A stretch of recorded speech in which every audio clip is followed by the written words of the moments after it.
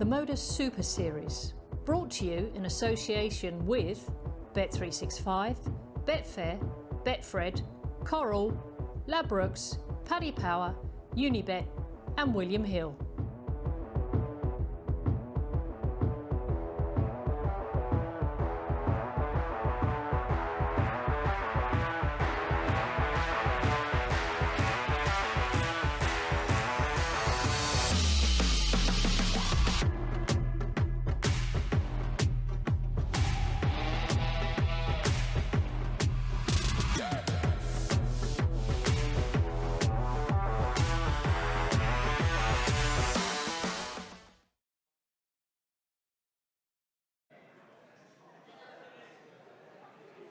Hi there and welcome along to your Saturday night dose of sporting entertainment here at the MODUS Super Series. It is finals night here, the last chance to qualify for Champions Week next week. And look at this, who I've got alongside me, who better to talk you through the 6 players than the former world champion Scott Mitchell. Scott, just give us your first impressions of the Super Series. Well, it's been amazing. I've been sort of glued to it a little bit this week, and you know, I'd heard about the venue. Obviously, coming here in September, and look, it's everything I thought it would be. This is a purpose-built venue to play great darts. Yeah, and most of the players tonight are actually older than Scott, so you'll feel a bit different this evening. Before we do get into tonight's action, let's look at what happened last night with Henry Deacon. Mark Dudbridge was the man to beat in Group A as Flash sparked the week into life and secured the first finals night spot.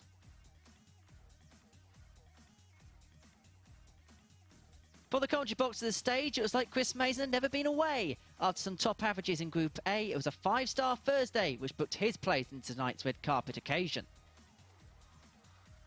Gary Watson would end up being the winner of Group C, and his consistency throughout the 5 days makes him one of the favourites to scoop the £5,000 top prize.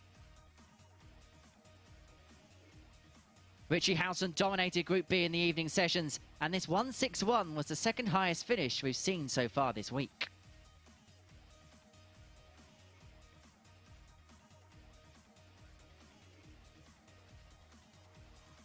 Andy Jenkins will bring an army of fans of him to the live lounge tonight. The local favourite progressed his way into second place in Group B. If there's one walk-on to spring us into life, it'll be Hey Baby, and the orchestral leader Tony O'Shea will be here to lead the way as he keeps up his good record of qualifying for Saturday night. Yeah, really good stuff all week, and we're going to have a look now at how the players got to finals night, starting with the Group A table, which was won by Mark Dudbridge. Tony, I know you were talking to me off air about how good his power scoring was in that group. Dudbridge absolutely stood out there, but he was giving himself enough time to have 5 darts at a double. His double-in wasn't quite what it was, but we've got to not forget, all the guys have been a little bit rusty. They haven't done this side of thing for a while, and the rustiness is now going after 4 or 5 days.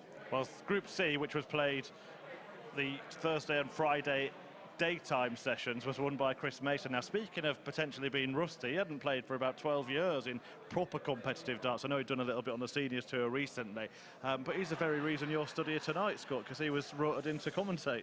Actually, you can see I borrowed one of his shirts from 10 years ago. You know, we used to be the same size and everything. No, he's been very impressive as well. I think he was very underrated at the start of the week, and he showed what he can do. A little unfortunate in the first 2 days. Yeah, and Alan Norris was a little unfortunate as well. He won all 5 of his matches on Friday, but it wasn't enough to get through. In Group B, 3 players getting through from the 5 there, and Richie Howson was very impressive. Andy Jenkins, he'll have plenty of support in this evening, and Tony O'Shea, he's got support wherever he goes, but it won't be a clash of the commentators because Paul Nicholson didn't quite make it through. Unfortunately, that would have been a nice one for us to be able to talk about them. For me, lovely, because they've talked enough about me. We're going to have a look now at the groups that they played this evening. So it's a round-robin format, everyone in each group playing each other, and then the top 2 go into the semi-finals from each group. The winner of Group 1 playing the runner-up in Group 2, and so on. Just casting your eye over those groups, Scott, let's get your first prediction as a pundit here at the Super Series. Well, I'm looking at Group 1, and Gary Robson's definitely the underdog there. I think everybody will be looking at the hometown favourite, Andy Jenkins.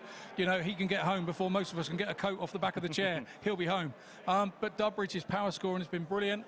Group 2, I think that's really even. You know, if Richie Howson could get off to a good start, we've seen him dominate. But Mason playing great. And again, we saw Tony O'Shea nearly top the group. It's these six. Any one of these six could win it. I really can't call it. It is an unpredictable evening. We'll hear plenty from Scott throughout the course of the night, but now let's hear from our first two players in action. They caught up with Phil Bars earlier. It's Mark Dudbridge and Gary Robson. Flash, first of all, you feeling a little bit better because you were a bit rough towards the end of the group on Wednesday? Yeah, well, I've had the lurgy for a couple of weeks and sort of at the tail end of it, but yeah, I've had 2 days of resting up and having boiling up oranges, lemons, and honey, and doing everything correctly, and my voice has come back a little bit, and I do feel a little bit better. You must be pleased with the way Group A went. Stormed to victory, hitting 180s for fun. Flash is back. Well, I wouldn't say back. The 180s were lovely. Doubling was a bit to be desired at times, but yeah, I was so pleased to get through in the end. I know it was only by a leg or two, but to have the 2 days off is really helped me. Gary, got here right at the last minute from Group C. You must be happy to be here. Over the moon. When I come down on Monday, obviously I'd done the interview with Ian, said just so good to be here, and then after day 3, it was like, do you know what it is? I need to be playing here on the Saturday night with the crowd just so I can experience everything. Win or lose, I'm here, but obviously head will be on the night and see what we can do. Now you are here for finals night. Going to be a danger? Do you fancy the job? I hope so. Obviously, I've got Dudbridge first game, who's qualified on the Wednesday, but he's had 2 days off, and I haven't played brilliant, but I've struggled through and fought, but I've had the match practice and all that, so, fingers crossed. Well, Scott Mitchell's gone to join Henry Deacon in commentary. Enough chatter for now, I think. It's time to get the Arrows action underway for the evening with our MC and referee for the night, Mr. Marco Meyer. Good evening, ladies and gentlemen. Welcome here at the MODUS Super Series here in the MODUS Live Lounge in Portsmouth. We go underway with our first game. Please welcome to the stage Flash, Mark Dudbridge, and Robbo, Gary Robson.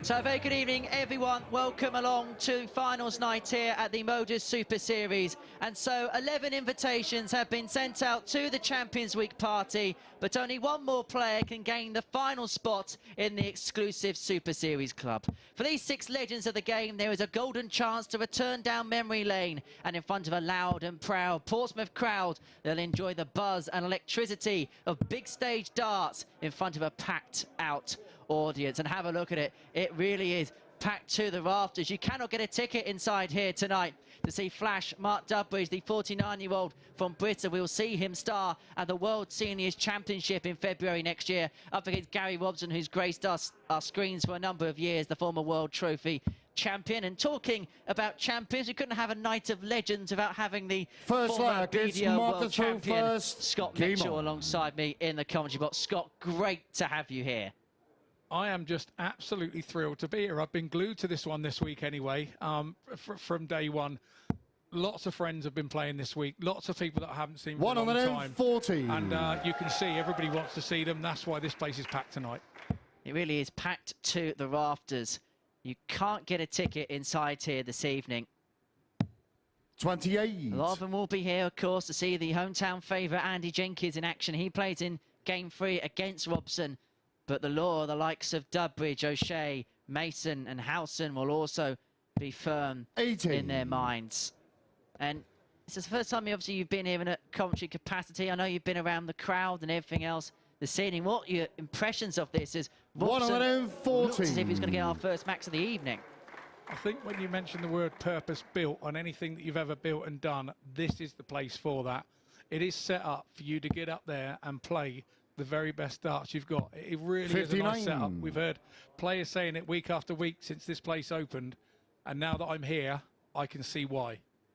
It's one of those places where you have to see it to believe it. And if you want to be a part of this crowd every single week, it's dartshot.tv, the place to go for. But in this opening leg of the first game of Group 1, there's 2 groups tonight, 6 players split into 2 groups of 58. 3. We're going to see Mark Dudbridge, Gary Robson, Andy Jenkins in Group 1, whilst in Group 2 is Richie Howson, Tony O'Shea and Chris Mason. The top 2 progress their way through to the semi-finals, and then we'll play all the way down to the winner. 60. Who will qualify for Champions Week and get the £5,000 top prize. Mark Dudbridge then first to a finish in this opening leg, 164. Well, he might not go for it, but it would have been some way to kickstart the evening's action, and it certainly would have livened that crowd up.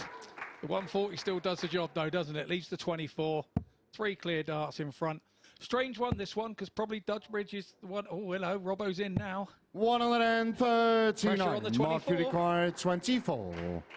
Nothing quite like scoreboard pressure. That's game short in the first pressure leg. applied to Flash, who is 1-0 up in a flash here against the man from the northeast. Qualified through Group A, Second so leg gets Gary to throw first. Days off, and not being disrespectful to the field here, but we do have some veterans of the game. Do you think maybe that little bit of a break may have helped them out? 55. You're asking the wrong person here. I'm only 1 or 2 years younger than some of these people. No, I think maybe if you're feeling rusty, you'd have wanted to have played. But if you're not, you know, you rather have the rest. So I think for me, Robbo's probably not the favourite in this group. So he should be looking at this mentally to say, I really want to play Dudbridge first game when he's cold. And this is what you'd be thinking about. So, and also he's just lost the first leg and he didn't have the throw. So he's still not in a position where he should be worried about anything at the moment. As you mentioned, you've watched a lot of the action this week on the TV screen. 134. Surely around the farm somewhere, probably on an iPhone or something, on the tractor maybe? Yeah, I might have done, but also don't forget us farmers used to watch Neighbours all the time, and that went at the end of August. 99. So I was looking for something to watch at lunchtime, and now all of a sudden the MODUS Super Series has come up when I'm having me ploughman's lunch. What have you made of what you've seen so far from the players on show? I think it's been very 85. impressive. We've seen some unknown players that will be not household names to people, absolutely blasting some great legs and some great scores. And I think particular this week, this is kind of, I don't really, 55. I hate that roll back the years, but it's just lovely to see these people back up there all together as a mix. It's been a really good idea this week, and as we can see from the crowd, it really has gripped people. It has harboured interest as the Super Series continues to grow, and 42. Next week will be the red letter day where someone will win £20,000. More on that later on this evening, because our full focus is on the group stage action. Dudbridge then 140 points away from a breaker throw and a 2-0 lead. 60. And only a 60 there from Robson. 140. The throw's effectively been turned in this leg by Dudbridge. He is effectively ahead, and he is really ahead now. He will look not to deflect it in. That was a nice high dart Gary, you there. require 132. So Robson's got to take this 1-3-2. Surely he's got to start the ball route. He has, but that's maybe visit over. Needed a 19 there. Not really. 35. Stay there. He's not really put pressure on Dudbridge, and he's got 3 darts in his hand again at this double top. Tops for 2-0. No score. I thought those first 2 darts was a nice Gary, lie, but not to be. 97. He's done this a little bit in those first 3 days. He gave himself opportunities with 3 in his hand and messed them up. But Robbo's not really doing anything here to trouble him. He's going to get another 3. 85.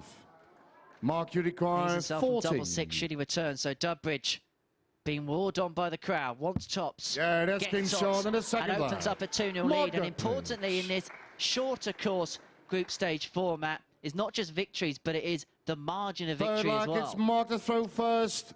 Indeed, and obviously he's now throwing with all the confidence in the world of being 2-0 up. And Robbo will be looking at the floor thinking, where has it gone wrong? And unfortunately, it was probably 1 score in that second leg that he was away where the throw got turned. You win 4-0, 4-1, put yourself in a magnificent position going into your final game of the group. Especially for Gary Robson, he would have wanted to have got out the blocks firing, because he's playing the middle match of Group 1 against Andy Jenkins. So following the conclusion of that game, he'll have no bearing on the group whatsoever as we look at the 59. actions of the 2 players on show, Gary Robson's action really hasn't changed, has it, throughout the years? No, and you'll see that he has got this slight flick action. It's not chizzy like by any shape, imagine, or form, but 26. if you know Gary like the last 15 years like I have, there's just that little flick, that one just comes in, and sometimes it actually lands in the treble. So that's why he does nothing about it. It's just something that's always been there. And with Dudbridge, I mean, he's always been that solid throw, never move, always 40. Elbow is the only pivot point, and he's been like that for years.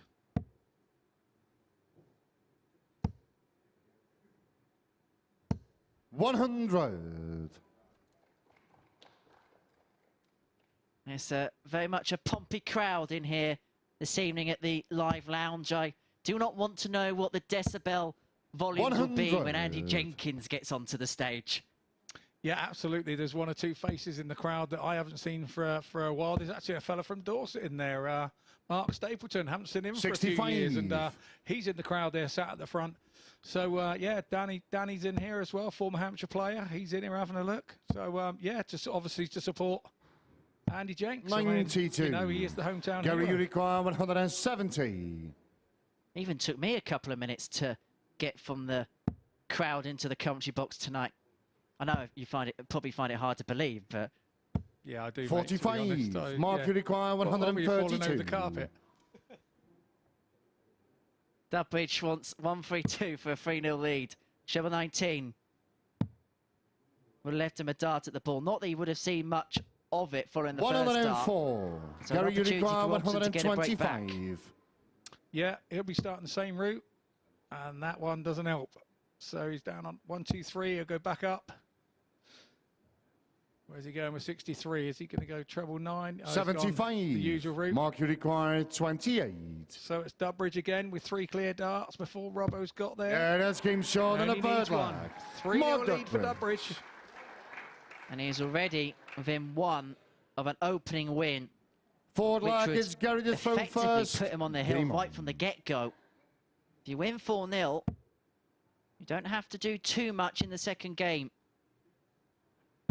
99. It usually takes a big defeat, usually by 4-0 to eliminate you from the process. It's almost like an insurance policy of some description. I think every player that's watching has been in this position in a game, and you just start 40. thinking, I just want a leg. Yes, comeback starts by having to win that first leg, which is always difficult because everything's flying when you're 3-0 up. You can, you know, throw them over your shoulder, behind your head, and it's difficult. But Robbo is showing his bounce back ability here with that nice 180. An ironic look to the crowd as well, as to say, what have I got into gear just now? Well, there's still time, Gary. First maximum in front of this packed audience at the live lounge. Can you imagine if this was up in Newcastle and it was Robbo was the... It 140. would be, you know, just as big as it is here in Pompey with Jenkins, wouldn't it? That would be sheer carnage. 100. Gary, you require 82. So Robson for 82 then. Is he going bull or is he going 42? He has gone bull. Looks like a 17. 42. Well, he's tidied it up. Obviously, he's going to get 3 now. Dudbridge will be looking for his trademark 180s to put the pressure on, and that's not going to happen this throw. But he's going to make a big dent in it. 95. Gary, you require 40. Yeah, a little miscount there. He would have liked to have left himself 167. Should have stayed downstairs, but it's Robbo for tops. Yeah, that's game short. The And two the tens will forward do lag. to get Gary Robson's Robson. first leg of the evening on the board. And so Dudbridge now has the throw to seal a 4-1 victory. Fifth flag To is take Mark the to throw opening game first. of the evening, Game to on. put him onto 2 points. And to put him in a nice position in the group. The audience get a great view here. Even the person sat at the back 54. is probably closer than the ones at the front at other events in other places. So it is a really tight, congested, lovely venue. You know, you can feel the atmosphere. 60. A lot of people call it unique, and it's called unique because I can't think of anywhere else in the world of darts where you can watch top players in an environment like this. Indeed, indeed. I've played in a few 26. top events in the BDO, and this venue would have been lovely for it, to be honest.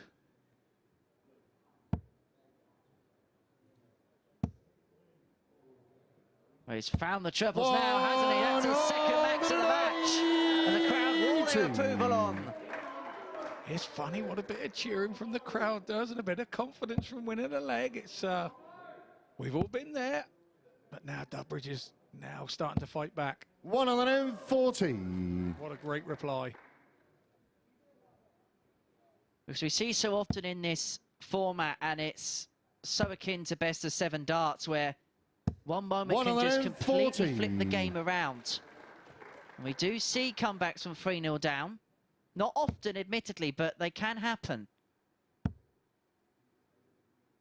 They do happen a lot. It's a short 140. format. It really is a Gary short Unicorn, format. 121. And that's what makes this exciting. You haven't got time to settle. You've got to settle from the start and go, and hope that you've got enough in the tank.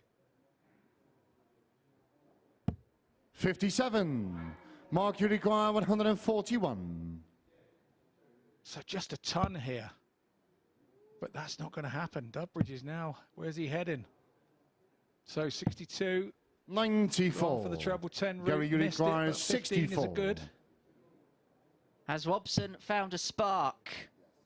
Well, he's missed a big number there. So he heads up for tops. He's only going to get 1 dart at double. Yeah, he that's only been needs short 1 in the dart 5th at double. And he does Gary bring Robson. Dudbridge back. And it is suddenly game on.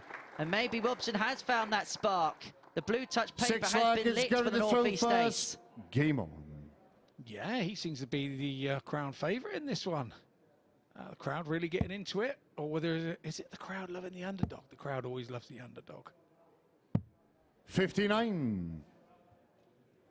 And I just wonder for these players, Scott, they would have played behind closed doors all week, but they're used to big arenas, big crowds, big lights, big occasions.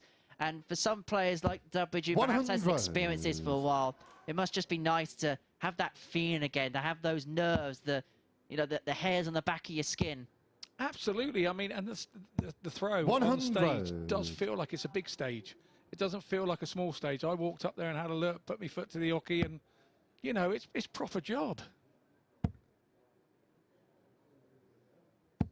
100. Reminder, after this, we will begin Group 2, and the first game of that is Richie Howson against Tony O'Shea. In some ways, it's a shame that it's joint wall, because could you imagine Hey Baby in front of that? 140. Well, exactly. Exactly.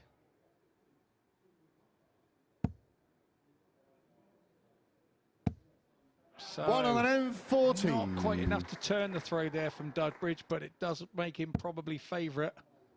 If Robson goes treble-less, but he's not going to do that. Is he staying there? 100. Sometimes Mark Unicorn, on that, 161. A 25 is good to leave you 97 and a 2-darter, but Robbo stayed up there. Now Dudbridge is back at this 161. Bullseye.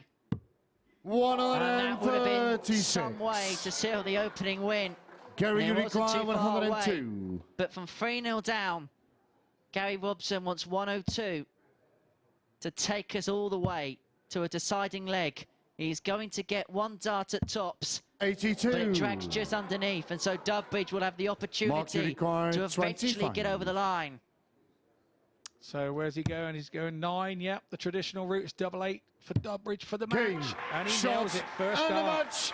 And he'll probably be Dudbridge. relieved because that was a big comeback there from Robson, and he had the chance to go 3-3. Indeed he did. So Mark Dudbridge claims the opening rubber of the night with an 88.2 average. Robson got 2 maximums, but it turned out to be in vain in the end. But crucially for him, in this short course group stage format, he's got 2 legs on the board. That could be pivotal at the end of proceedings later on this evening. 4 out of 8 on the doubles for Mark Dudbridge got him home and hose. He's the first winner of the evening. We're going to start group 2 after this short break. It's Richie Howson up against Tony O'Shea.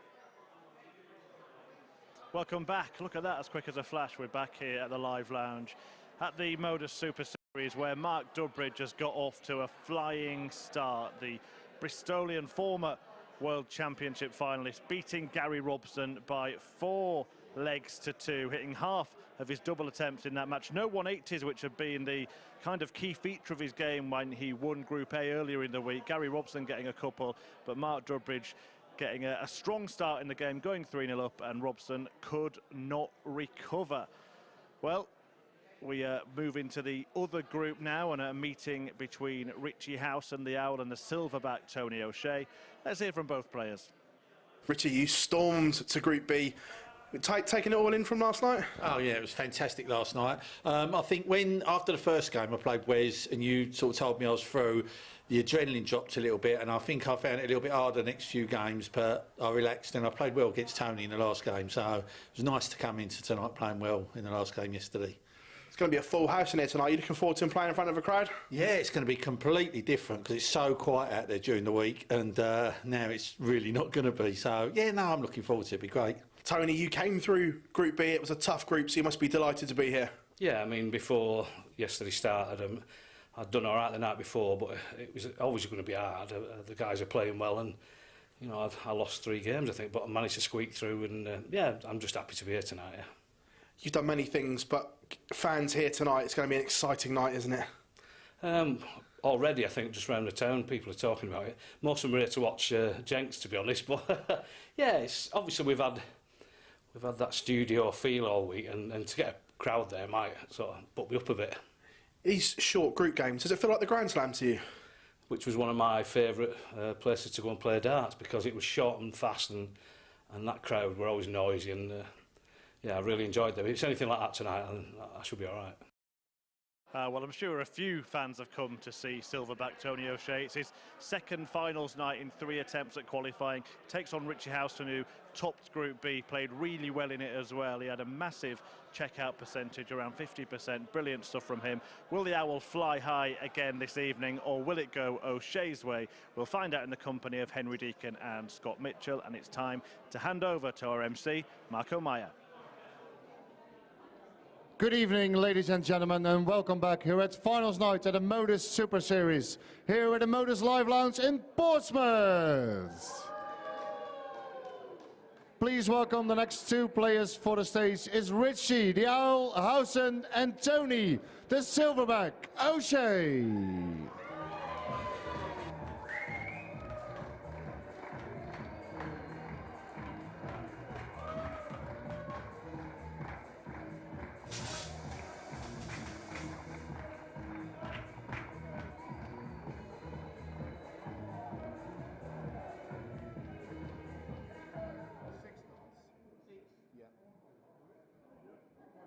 And so the beginning of Group 2 here at finals night in the Super Series sees a meeting of 2 semi-finalists earlier this year at the Seniors World Masters. Richie Howson, who's been one of the stars of the Seniors Tour in 2022, takes on Tony O'Shea. And if there's one player who's going to thrive under this big stage atmosphere, under the big lights in front of the crowd here at the Live Lounge, surely it's going to be the crowd favourite, the man who made Hey Baby his own.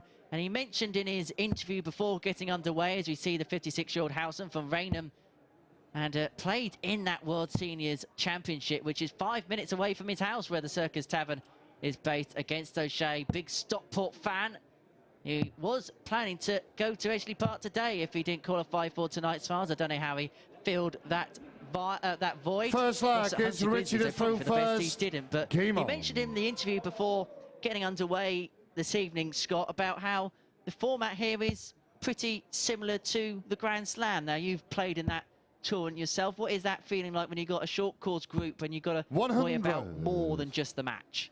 As a player, you just worry about coming out the blocks, and you worry about winning the bull-up, because the format is so short, and obviously there's a distinct advantage, particularly if you can win 55. That first leg.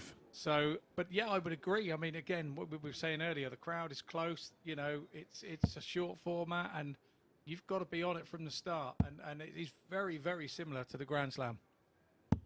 85. And Richie Howson really has been one of the beneficiaries of the Seniors Tour. It's almost given him a second spark in his starting career. Yeah, definitely. I saw him a bit in the BDO days. I remember, I think he beat me on an ice rink in Hull at one of the World Masters. I think I beat Paul Hogan first game and then got absolutely smashed by Mr. Howson. So that's when I first met him. And 45. he's just a genuinely nice guy. Loves his fishing. Loves his fishing. But he's, yeah, he's sort of, again, one of those that's enjoying this format. Just need to clarify something. You said played on an ice rink. You didn't have to wear skates or anything, did you?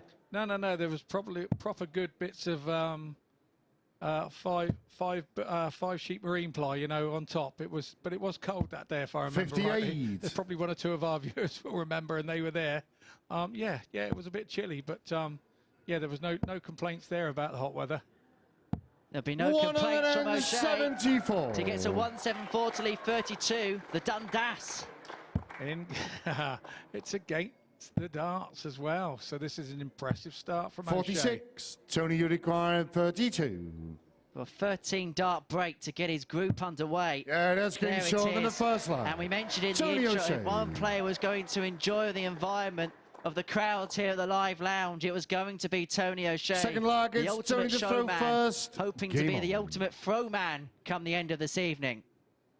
Nice bit of camaraderie there, saying well done, mate, from Richie Howson. I like that.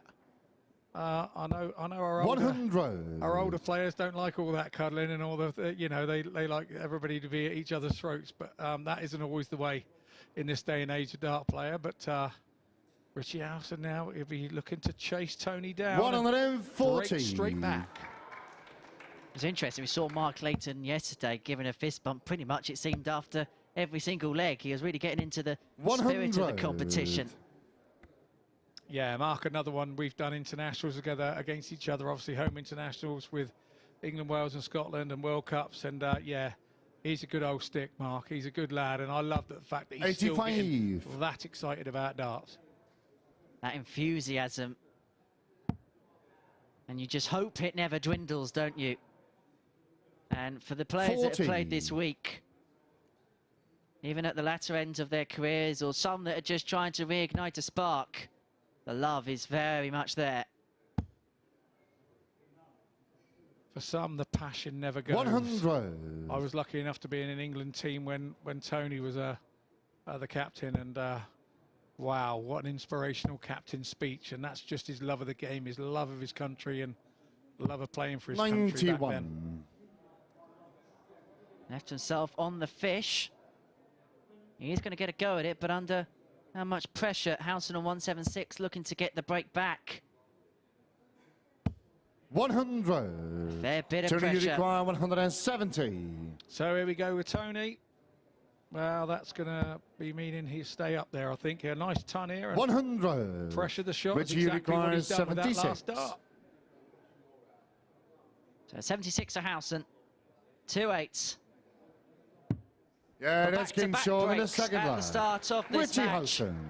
And Howson levels us back up at one apiece after Tony O'Shea went herring away in Third the leg first is leg. Richie to throw first. The Owl has picked him back. Feels like one of those fables, doesn't it? The Owl and the Silverback. Yeah, I'm not sure if they're ever in the same country, are they? 100. I think John Lewis might use it for their Christmas advert. Well, you need to get that copyrighted 140. nice and early. H, nice and early.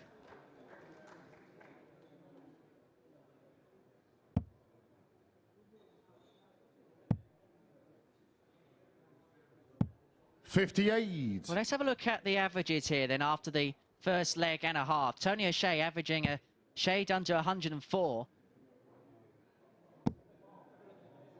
And it's going up and going up 139. as O'Shea heads down. Just goes to show any youngsters that are up at this time of night watching this, which there could well be, the big averages don't always 60. mean that you're 3 legs up. There we are, sat at 1-1. Nearly 20 points in the averages. You've got to hold your throws, and they've both been breaks. 140. So that theory doesn't work either. And it looks as if we're going to get a third in succession. O'Shea is under 200 points in front at the start of this 100. visit. Tony, you require 82. So 82. for an 11 dart leg. Double 16. 2 8s. 66. But he is going to return. Another impressive leg. Sometimes as a dart player, when you haven't got the throw and you're not expected to win the leg, you can relax a little more, and then your proper game comes out. 59. You throw tight. Tony, you require if you're 16. Under pressure, it's very difficult to throw tight. Double 4. There was nothing tight about that. That just Yeah, went the other that's Team side. Shaw on the Definitely nothing bird tight about that. Tony O'Shea. And O'Shea opens up a 2-1 lead. It's a breakathlon here at finals night in the Super Series. O'Shea goes 2 Forward and up. leg, it's He'll Tony be to throw hoping first. that eventually there's going to be a hold, and he hopes it's going to be in this leg because it will put him one away from victory, and if he can win big, it puts him in a great position. 60. This is what we saw before. He had a great break in leg 1 and didn't score in leg 2. So off his first throw, and here we go. The pressure's straight back on because now Richie's a little bit relaxed because he knows it's not his throw. 140. And I wonder what Richie's experience as the evening draws on of being in front of the big crowds at the 43. seniors events this year maybe, because even though we've got players who played in the biggest games, the biggest finals, they haven't done it recently, where Richie perhaps has.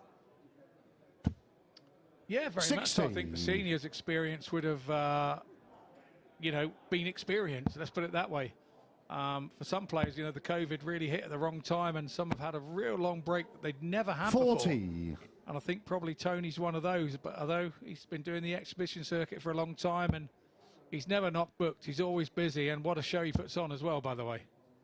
What a show the pair are putting on. 140. Let's have a look at the throw of O'Shea here. It's very much a silky smooth action, isn't it? It's like a pendulum, isn't it, that doesn't change. 60. It's like that old grandfather Richie, clock. you And you require open the door and it's 161. swing into the motion, the pendulum, and that's Tony O'Shea's throw to a tee. Now, Richie Howson's already taken out at 161 this week. He did it on Thursday night. 125. Even 36 after 12 for what could be a 4th consecutive break of throw, and in fairness 92. in the legs as well. The player Richie, playing you first hasn't require really got 36. close. This is becoming a game where nobody wants to start the leg.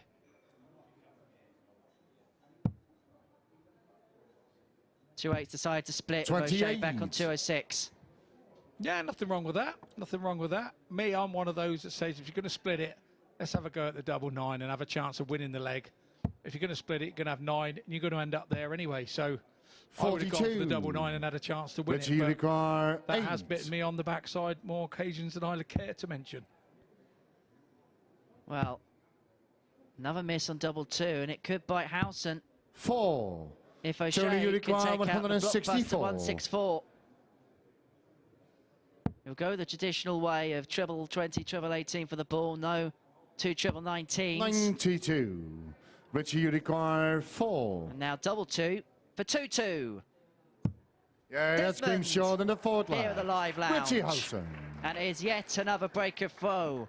And Howson has the advantage of darts. Well, in this game, it's been a disadvantage. 5th leg is of darts. Richie to I'm throw glad first. if we're going all the Game way on. to a deciding leg, we're not bulling up, because I think we might see some darts in tyres. Indeed. Our referee Marco will definitely have to step back if if it was bull up at the 100. end there, because nobody would want to start, that's for sure. But the law of averages says somebody's going to hold a throw at some point in a minute. 85. It doesn't happen often, but we have seen games where all 7 legs have gone against the darts. It is a very rare phenomenon, or phenomenon. That's easy for you to say. Very easy. 100. Yeah, or not, as the case may be. Yeah, very true. Is Chris Murphy back in the commentary box? 94. Chris Murphy's our man upstairs, looking pretty. I see he's done his hair and everything tonight, so I knew he was front of cams. Must have had the makeup on as well, do you reckon? I couldn't say. 60. It was a nice shade of tweed that you had on. Very nice. Must have been a not guilty this morning. I didn't think it was 58. that nice, you know? But, yeah. So this leg seems to have petered out a little bit. The big scores, it's still even Steven in this 100. Well, Howson could be on for a hole. Now, in the history of this tournament, there's only been 12 occasions where every leg has been won against the throw. 140. And 3 of them have happened in this particular series. Jared Cole did it in week 2 against Reece Robinson. As we see Howson look to try and get himself a hold. We saw Moreno Blome do against Andy Hamilton. And in week 9, Alex Small against Stefan Belmont. Well, O'Shea will be hoping that that trend continues by taking out this 1-2-4. Treble 18. We'll give him a dart at the bull. Yeah, that's King Sean and the 5th flag. Tony O'Shea. It was never in doubt, was it? The break fest continues. Is this, could we call this point break? 6th flag, it's Tony to throw first. Game on.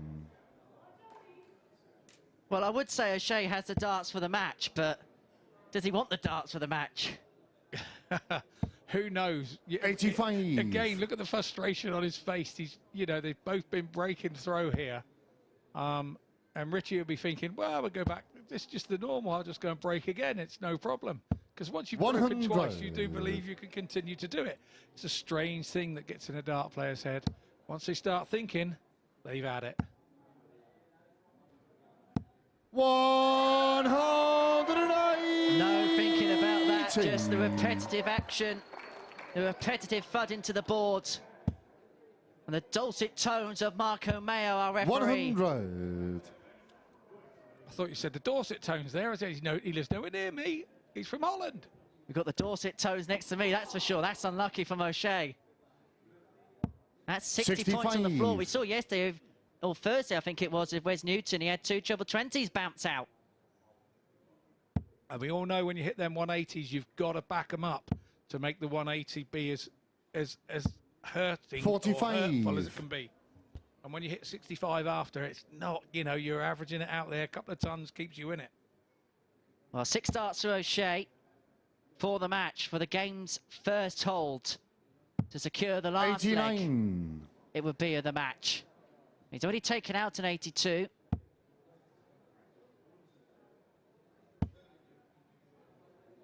But back comes Howson. It was never going to be easy, was it? 80. Tony, you require so 82 for the match for O'Shea to secure victory.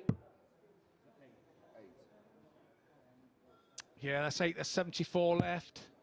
It's treble 14, 20. Oh, 22. Loose one Richie, there. you require And you pick up 76. on those moments. So Will Howson make him pay.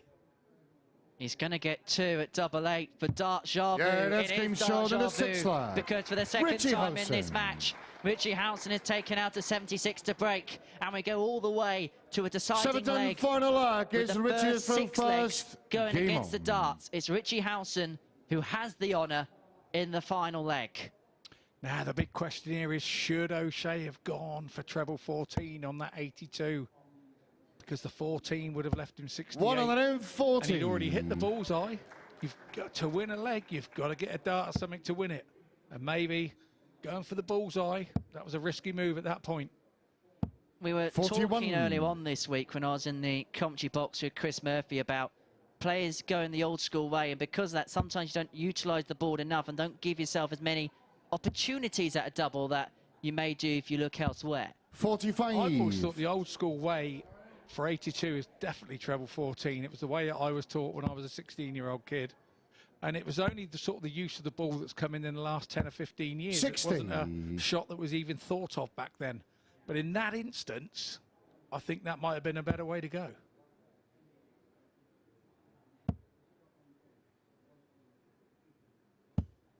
What's nice to see is it's a packed crowd, it's a loud crowd, but it's the best of order with game on.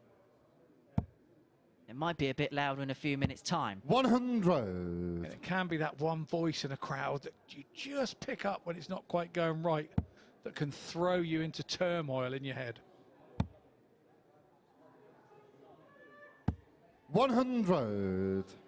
Tons will do for Howson at this juncture. He's himself on 116. He's the first to a finish. He's going to get 6 darts of the match. 94. Richie, you require 116. Good switch from O'Shea there, but he still has a mountain to climb here, and it's all going to be dependent on what his opponent does. He's going to head downstairs. Treble 17 the target, 76. and that is exactly what he gets to leave tops after 15. And he's going to return 4 match darts. Tony would just fill this up and leave double 13, I'd have thought. Just fill it up. 123. Oh, he went across to the 54. Richie, you require 40. And so Howson wants tops.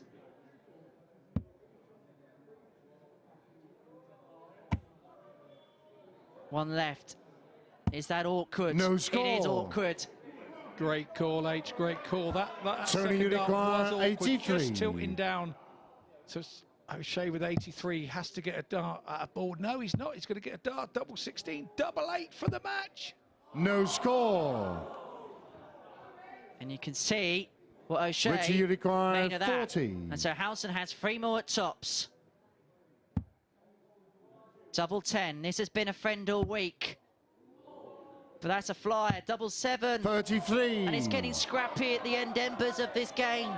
Tony, you require Takes 83. nervous headache. Get the anodyne out. The 16s. The bull for the match. 37. But it doesn't go for O'Shea, and so Richie, Howson you now left require on 7. 2 2s. Madhouse. No score. O'Shea really thought Tony, he you was never going to require be coming back now. 46. This is where the experience has to show.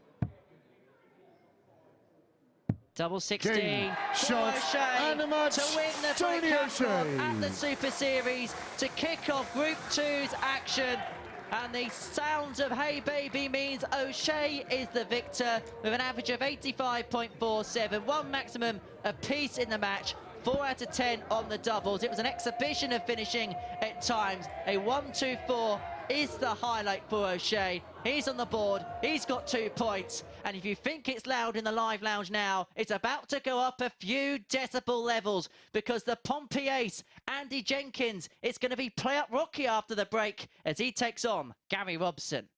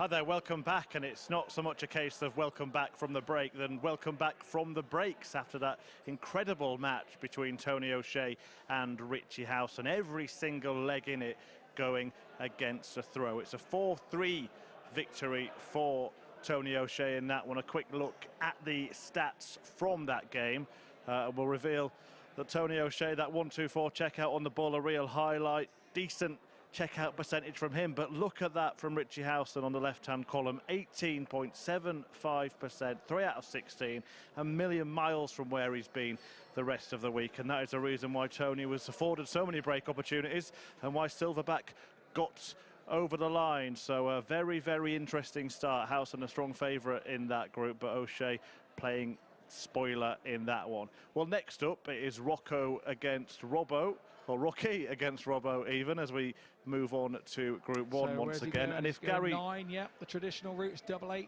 for Dudbridge for the match. And he nails it first.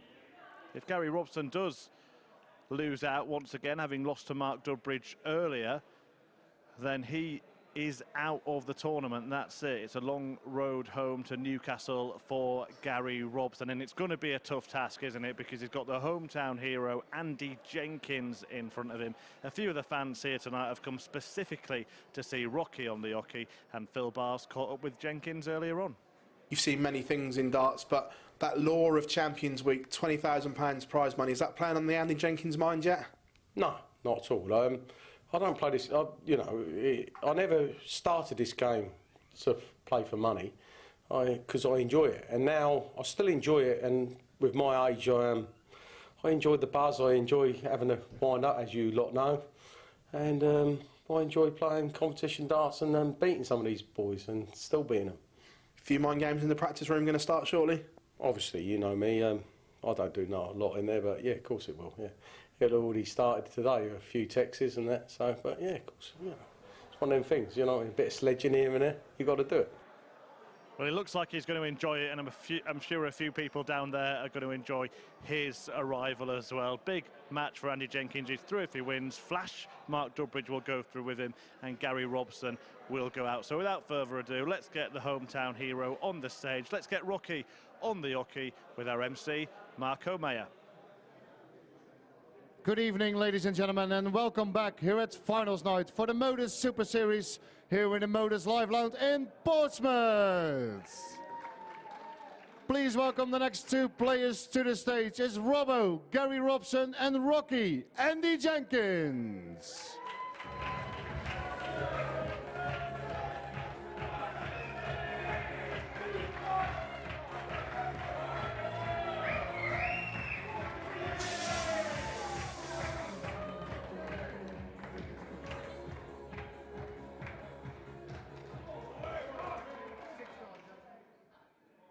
And so the hometown hero takes to the stage here at the Super Series. Andy Jenkins in front of his home crowd here at the Live Lounge in Portsmouth, in front of a vocal and loud support.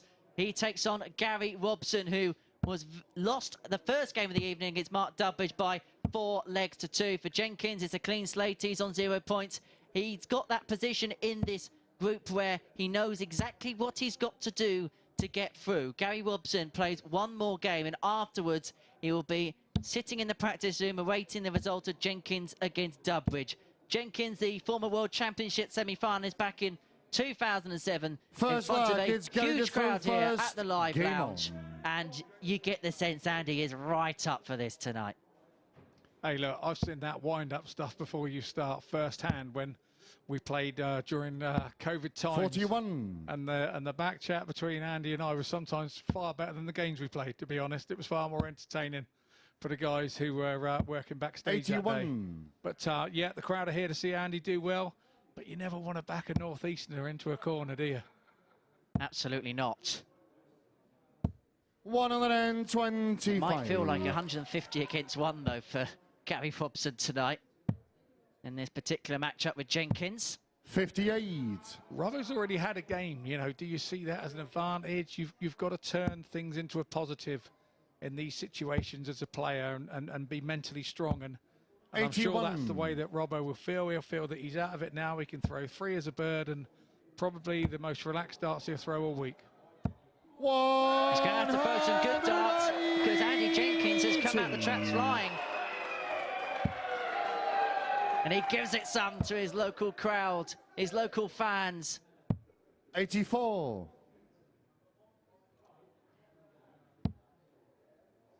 I'll tell you now, if he gets another one in, I'd love to see whether he went for the 180 to leave double one. 130. Gary, you require 170. Stranger things have happened with Jenks, I can assure you. And so 52 26, for an opening and you require leg break. 52. Been a while since we've actually seen a hold. 2 16s. And now double 8. 44. But Robson is Gary, back you for require 144. This would be 144. some way to silence the masses. It would indeed. He'll start on the treble 20 route, and he'll want another one of those. He's got it. Double 12 for a massive finish. 120. And you require 8. You could have heard a pin drop in Pompey as that double 12 was attempted. 6. But you won't hear the wall for Rocky yet. Gary, you But that's require the disadvantage 24. of a home crowd. When he missed with that second dart, you could just hear it. It was about all the Yeah, alls. that's He's game missed short it. in the and first lag. It made him miss Gary his last Robson. as well. And eventually we see a holder throw in this finals night. Gary Robson 1-0 to the good against Andy Jenkins Second leg, here. it's Andy It's the Defoe second first. game of Group Game 1. The on. first one saw Gary Robson in action against Mark Dudbridge. He lost out by 4 legs to 2. 87. And it's actually the first holder throw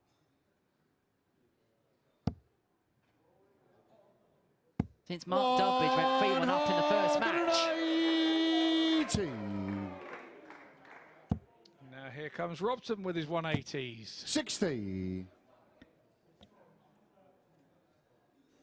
Now can you follow up, Gary?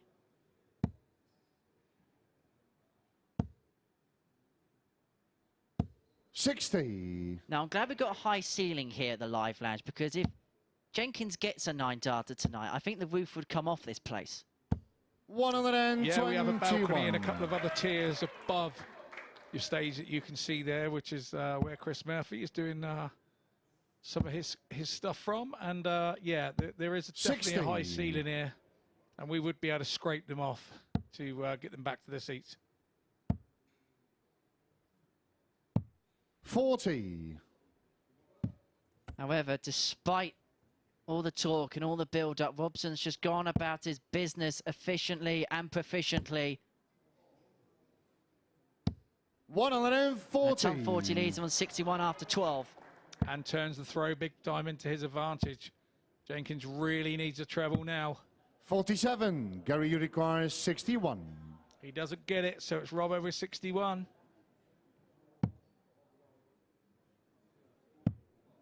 One dart at tots, so 2-0. 41. And you require 146. Unlucky. I think had Andy hit that one, he'd have probably stayed 42. there to get one dart. Gary, you double require 13 if 20. it had been lying well. But it's 20 for Robson to go 2-zip. Yeah, that's game short in the second leg. Gary Robson. And he does open up that 2-0 advantage on Andy Jenkins. Third leg, it's Gary to throw Quiet first. flutter of applause Game there, on. I have to say. How to silence a room very quickly. Go 2-0 up against Andy Jenkins at a dart venue in 57. Portsmouth. Yeah, be 2-0 up against the hometown favourite. But I tell you what, if we were in the northeast, Andy Jenkins would have done it back to him without a heartbeat. 62. Even a Don in the Pompey blue. 180. Robson, 3 in a bed with a maximum, donning his Newcastle United colours. And what a season they're having at the minute. 99. Andy Jenkins, one of Hampshire County Darts' most decorated players. I think he's had the most man of the matches ever in Hampshire in those county 97. games. So, yeah, loved by all in Hampshire, I've heard. 100. Gary, you require 167. And I'm more than happy to talk about football because Pompey didn't play today, so... 83. Little draw for your cherries at Craven Cottage. Yeah, big win for us last week against Leicester from behind, and yeah, here's Jenkins now. 180. Gary, you require 84. Listen to that roar of approval. It may be academic because Robson returns for 84 for a 3-0 lead. 2 12s. He's hit it once already in leg 1. 60. It's not to And me this time. 60. This is a big game changer, this 60. Listen to the roar. Yeah, that's game short in the third line. Listen to the roar. Andy Jenkins. It's tucked and limbed here at the live lounge. Andy Jenkins is on the board. Forward Largets, Andy to throw first. He breaks Robson's throw just as importantly and has the darts here in the 4th. 58. 60's not always an easy... You can always get one dart in the way. You're teetering away and not wanting to touch. 97. And get near the treble 20 and bust it. Sometimes you tend to try and throw it left a little bit and you can drift into the 5. There's lots of mistakes that can happen. 96. Especially when you're 2-0 down. When you're 2-0 up, you just go bang, bang. Nobody thinks anything of it. But little things creep into your mind as a dart player. And those are those times. 78. And when you look at the entry of both players' darts into the board, they both stand up. They both have a little kink to it. So it will stand up to attention. It can block the bed. I was once told by a very good dart coach that whatever angle the dart leaves your hand is a similar angle on the opposite end of how it enters the board. And so this is a kind of an inkling into how the dart leaves the hand and at what angle it leaves the hand because of its board entry angle. Whisper it quietly amongst the noise at the live lounge, but Andy Jenkins is working his way back into this match, leaving 149 after 12. 66. Looking to level up from 2-2, from 2-0 down. And he's going to get 6 from this juncture. May only need the 3. Treble 19 for 2 16s. Now move across to the 18s. And that's an excellent visit. Leaves himself on double 8. An absolutely super visit there from Jenkins. Just to show that he is back in a 140 here. 140. Really and does pressure the 16. shot. Double 4. 2 2s. 14. And that's exactly what Robson did. 14. He's done half the job in pressuring the shot. Now he's got 3 darts in hand, and you feel he has to take this.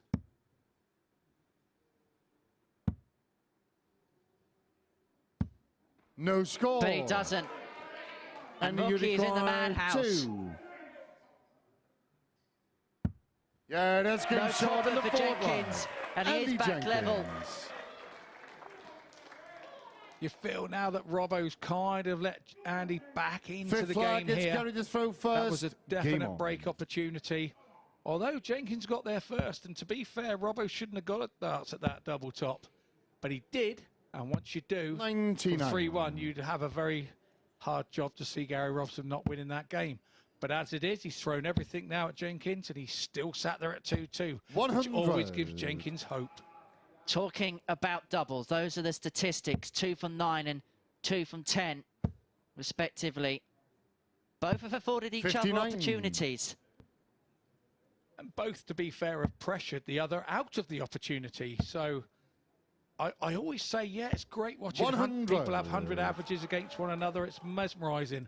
But games like this is what the game's all about. You don't know who's going to win at this point.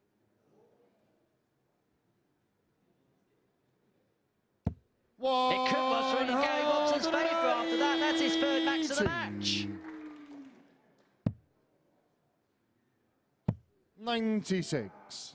There's the scoring breakdown in this game. 5 maximums inside it. But if Robson's going to go on to win, maybe the ton 40 plus Connor could be a crucial one, although Jenkins' consistency of ton pluses has helped him back in the match. Now it's Jenkins' turn to try and pressure that 66 of 65. Robson. Gary, you require 66. And that's a very smart dart from Jenkins. Very smart. Yeah, that's a very smart dart as well. And Gary Robson arrests the tungsten slide. He goes 3-2 up, and within a leg of victory, he has to win. 6 pretty much you targets, feel Andy from throw here. first. Game on.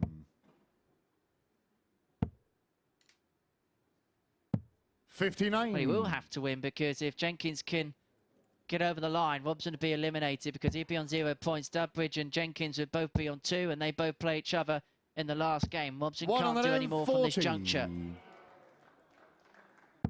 Absolutely, at 3-2, you've really got to hit your score, find your scoring boots, and it's something that 46. Jenkins hasn't done in a leg that he must win.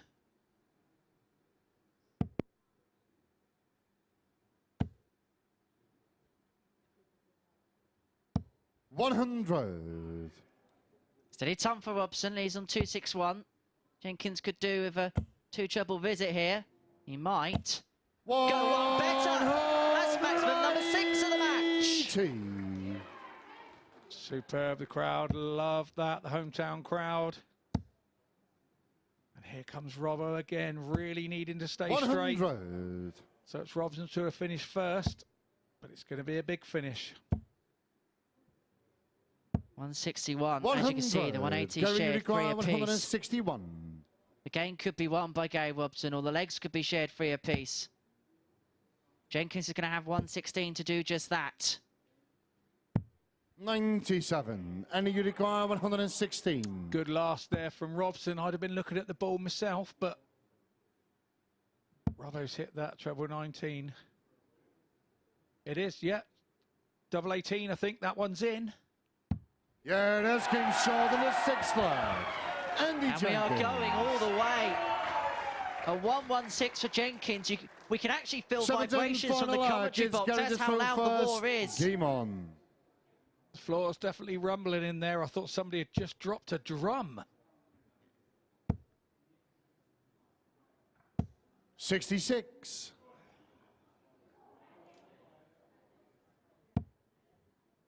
I would bring a drum into the live lounge, but you need your percussion. Whoa! Andy Jenkins is playing all the right notes here. That's his 4th of the match. 7 between the pair, and that could be the most timely of the lot. Those 116s under pressure, when you 40. take them out, you then sort of progress, and the belief comes back in your head, and bang, 180 to start, but you've got to back that 180 up, and now he's hit a treble 20. 120. Jenks has definitely done that. The momentum swing has gone with Andy Jenkins. And it is full advantage, 38. Jenkins now. Rocky could end Robson's road here at the Super Series. Those 38s for Robson were 180 just 60. 3 minutes ago.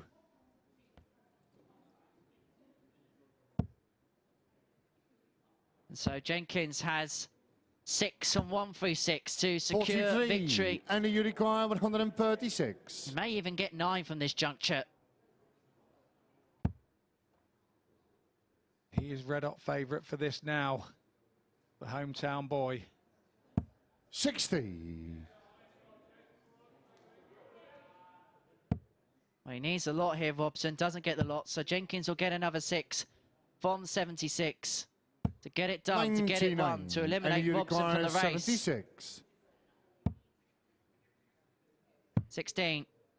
Tops. How much of a blocker is that first dart? 36. Just above the wire, although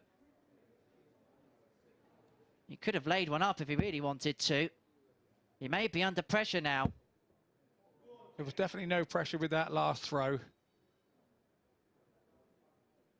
And sometimes it's better if you have got pressure on a shot like that. And you require 40. He's got it now.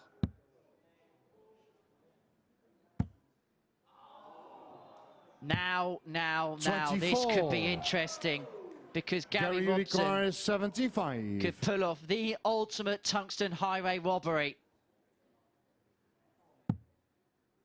It's 18, and he's going to get a double top for the match. This is huge. 45. And Robson knows. He was well out the leg. He had a dart to win it. And Jenkins 16. returns for double 8 to get over the line.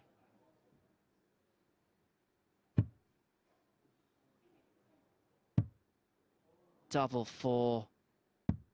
8. And the wait goes on, and you can see the dejected faces of Gary, you Rocky's fans. require 30. 2 15s for Robson. 2 6s. Game. To win Shot. the match. And to keep Gary Robson's hopes alive. He was down and out of that final leg. Jenkins had dart after dart to win it, but he couldn't take advantage of the opportunity.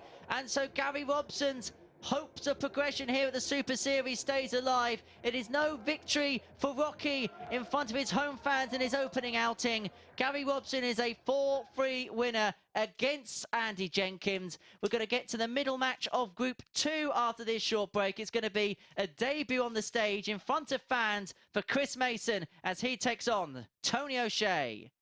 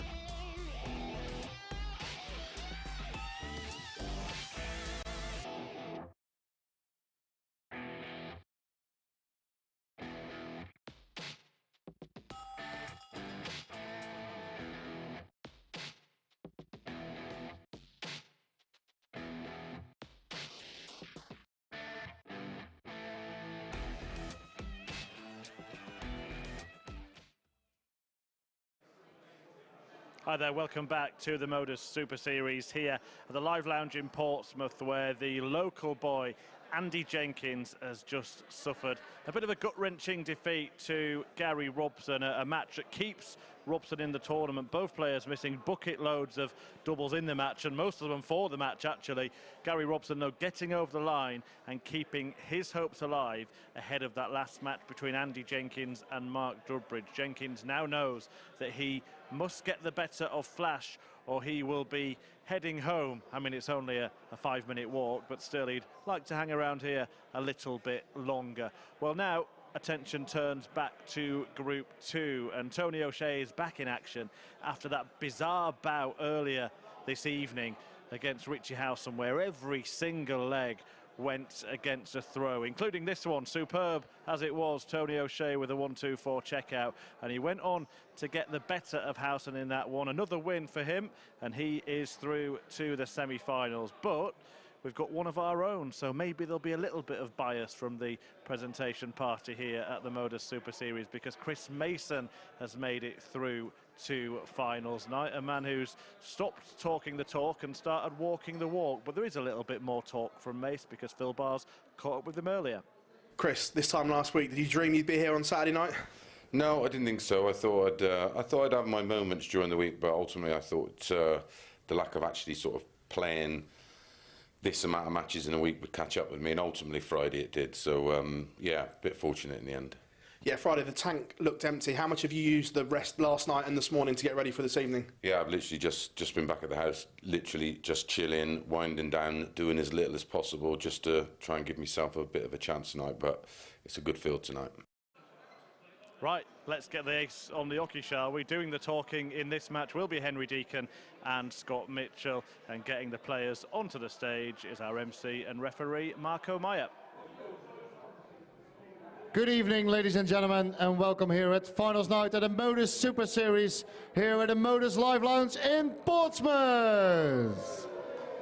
We're now going to bring the next players to the stage. It's Silverback Tony O'Shea against the Mason, Chris Mason.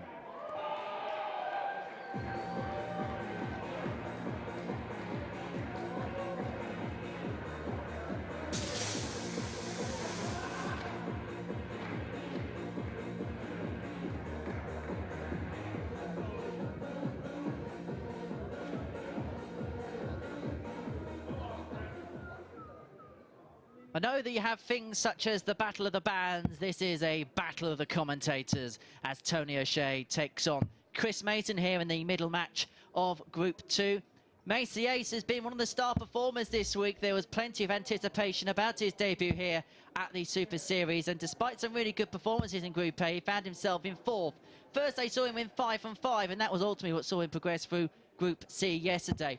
Tony O'Shea, he also entered the fold on Monday. He progressed his way through to Group B, where that was how he qualified for finals night here at the Live Lounge. So Chris Mason, who also this week was announced as part of the field for the World Seniors Championship, which takes place in February next year. It has been some darting renaissance. First leg, it's Tony to throw first. Game on. The two commentators collide, and my fellow commentators had many a battle, especially with Tony O'Shea, Scott Mitchell. Yes, I have. You know, he's. I've had to don my cap to him many a time and go, do you know what, you were too good for me. And I managed to get him a couple of times that I remember. 140. One of them was probably in the greatest darting week of my life. So, yeah, no, we have a bond, and we always have had. As I have with Mace, he used to be a Dorset player back in the day when, you know, back in the day when he had a ponytail and they were in trend. You know, so I've got a great relationship with both these guys. 180. Now, we've spoken this week about players' routes around this segment of the board, and 80. perhaps it not being utilised in this group, but O'Shea going the right way there from 306.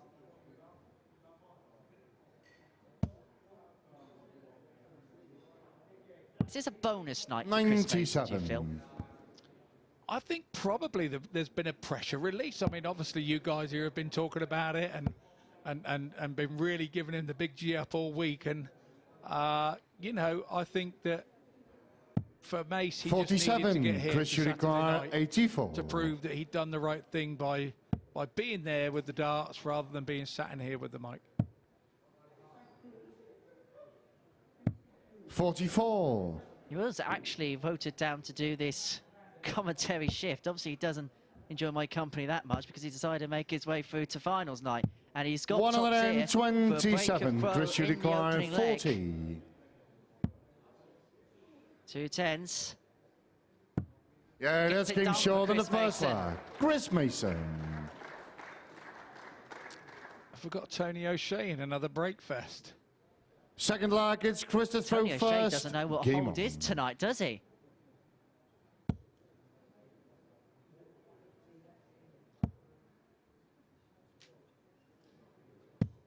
$92.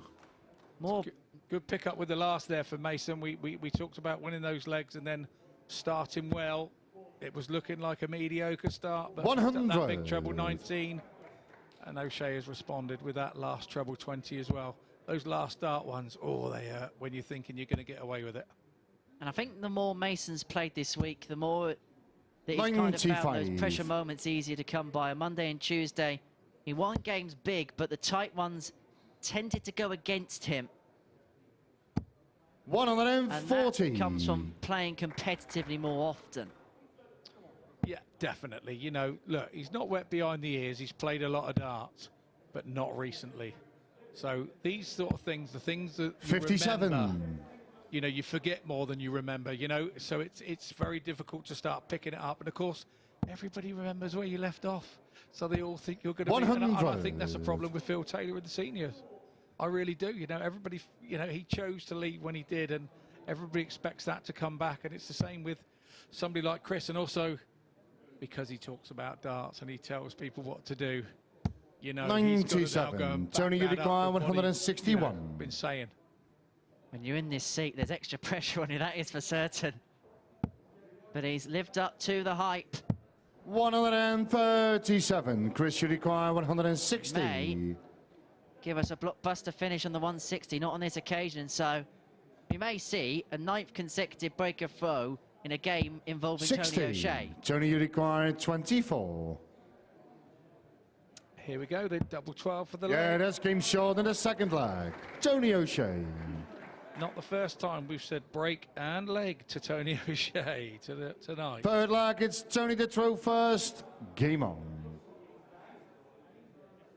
You'd be hoping that there's going to be a hold here. It'll be the first time 45. tonight for him if it is.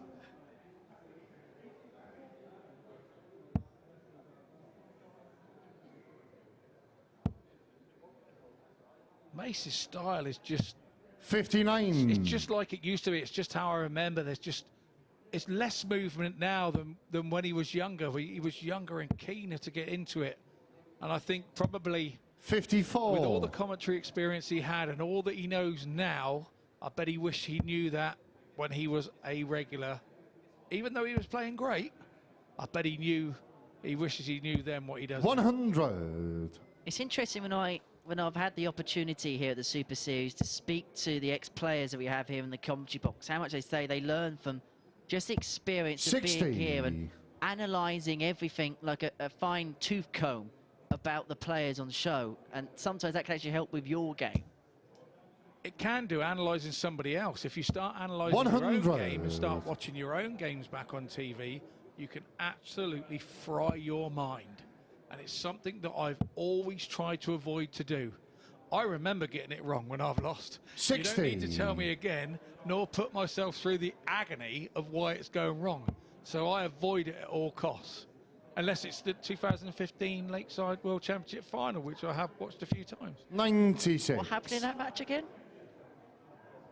I don't know. I think Martin struggled a bit or something. I don't know. I don't know whether I won it or whether he struggled. I still can't work that out, but I'm happy with the outcome and probably why I'm saying 100. Chris Udiquire 146. I'm glad you are alongside me tonight, Scott. It's been great fun working alongside you. Mason here does have a little bit of a luxury of time here in this third 58. leg. 88 after 15. O'Shea back at 182, but he can put a sizable gap into it here. Really needs a treble with this last visit. 51. Chris, you require 88.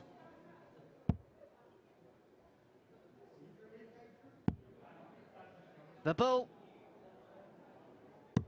63. Tony, you require 131. A millimetre away there for Mason, but he went for it because he feels that Tony's in form to take the 131.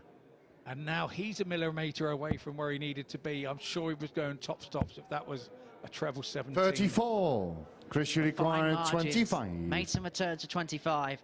Double 8. Yeah, that's game short in the third leg. Chris Mason. And it is yet another break of throw. That's number 10 now involving Tony O'Shea. Forward leg, it's Chris to throw first. Game on. And this would blow the group wide open if Mason can secure victory. O'Shea won the first game of this group against Richie Howson in a deciding leg 4-3. That was a game 57. that featured 7 maximums. Actually seen 2 games tonight that have featured 7 maximums, because the game before it, Robson, the game before this one, Robson against Jenkins, also featured the 97. same amount of 180s.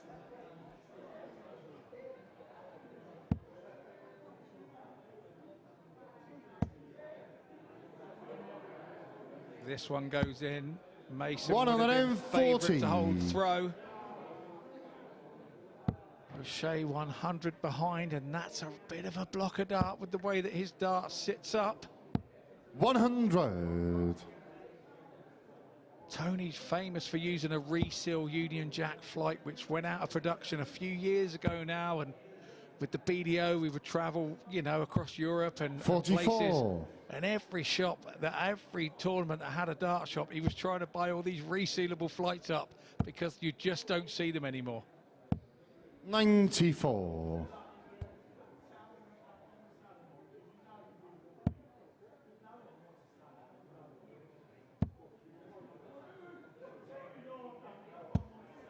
$100. Good solid ton there from Mace. But O'Shea, with 2 treble visit, has a good chance of turning this throw around. Another one of those makes it very interesting. 100. Chris, you require 160.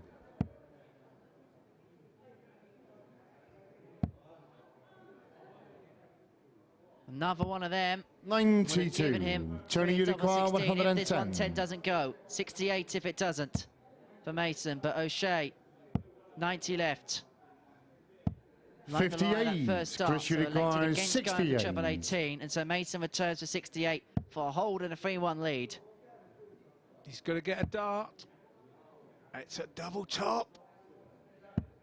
48. Just pulls it low. Tony, you require 52. So O'Shea, where will he go? Will he go 20 or will he go 12? 20 it is, double 16. Yeah, that's game short in the fourth leg. Tony O'Shea. And the 4th break. We don't like to keep repeating ourselves here. We're just giving you the facts. And the fact is... 5th leg, it's Tony to throw the 4th first. break in a row, and Tony O'Shea seems to be wishing for Breakfast evening. And that's exactly what he's got. Let's have a look at the checkouts here. 28. Tony O'Shea, 2 from 2. Chris Mason, 2 from 5. And in terms of the averages, not much to separate them. It's just dipped a little bit as a result of that 28 start for O'Shea. 45.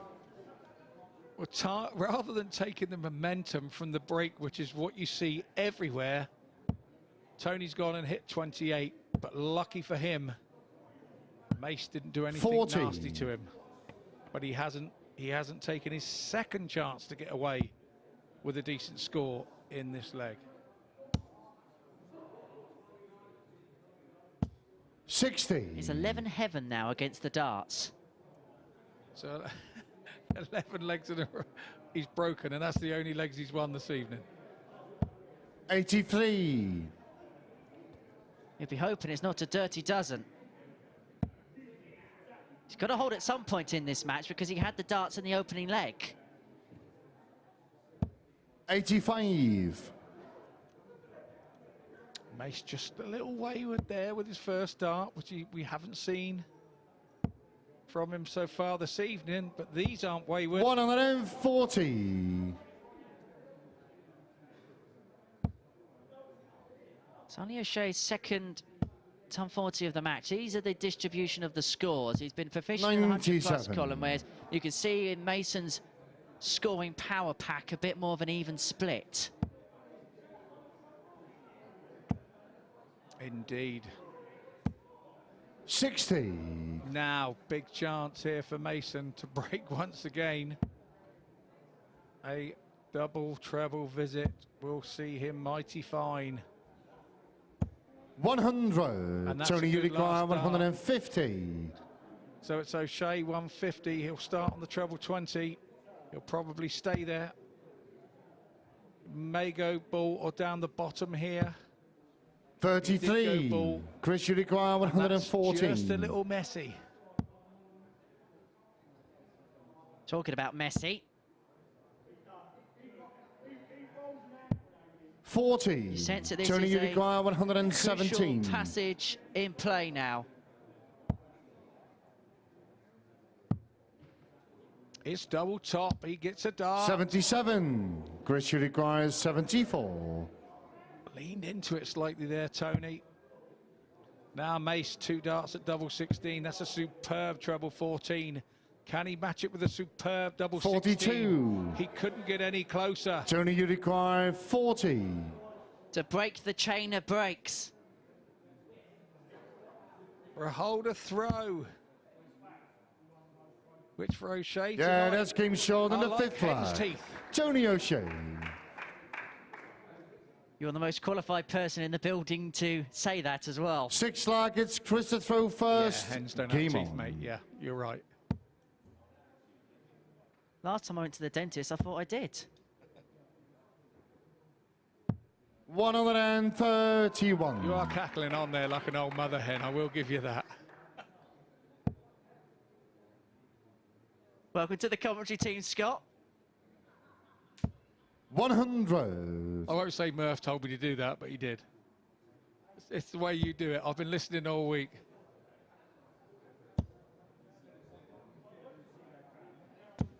$100. Well, what that leg for O'Shea does ensure is that we're not going to get a 9-dart shootout this evening or a freeway 9-dart shootout this evening. 85. That's great knowledge there, mate. I do have my occasional uses. 140. Mason now playing in a manner that he's hoping to hold his own throw as well and take 100. 3-3. Chris, you require 130. The little fish doesn't have to attack the finish, so it goes across for treble 18. 58. And Mason taking the advice in play that he would have given from the commentary box. And a ton here from O'Shea, or a 140, pressure 100. 72. Chris, you require 72.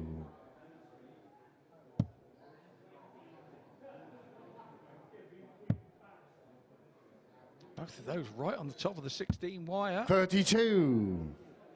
And you see Tony, you the require grimace on his face 116. thinking, I only just hit the 16s, and that makes it very difficult to hit the tops. But O'Shea's got to stay there. That's a blocker dart. The angle of his dart, that's 60. not good for him. Chris, you require 40. To take us the distance once again in Group 2. Double 10. 5s. Oh, No score. no. And that could be the end of this particular Tony, you game for require Chris Mason. 56. And so O'Shea wants 56 to put him into the semi-finals. 16. Chris, you require 40. You don't need to give Mace a second chance. He may be rusty. Yeah, may that's be game out of short it, on the but 6 he's flag. Not forgotten Chris how to do it. Mason. And that's a big, big dart in the way this group could shape 7th up. and final arc. It's Tony to throw first. Game on.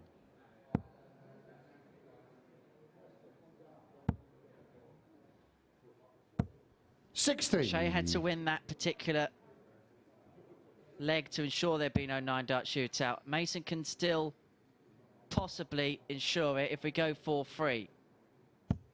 55. That is the situation in this particular group, because 3 sets of 4 threes in the correct manner would mean that we would have a 9-dart shootout. Can't happen in Group 1 because we've had a 4-2 and a 4-3. 95. And the more surprising thing there was, like, Tony loves a break. And he had his chance there with 2 darts. They weren't a million miles away. 57. Should call him the Kit Kat, he loves the break so much. Indeed. 81. Now, this could be a scrap fest here from now on. This could be nip and tuck all the way down. It's the way that the leg started. One big score here could turn the leg on its head. And is it going to go to Mason? 180. Timed to perfection. O'Shea starts downstairs. The right thing to do. 45. Yeah, he stayed down there looking for 95 to leave the big fish, but he hasn't done that. Mace with the 180 has turned the throw, so 58. he effectively should be first to a double, but you can see he's antagonised himself there by not hitting a treble when he really needed one.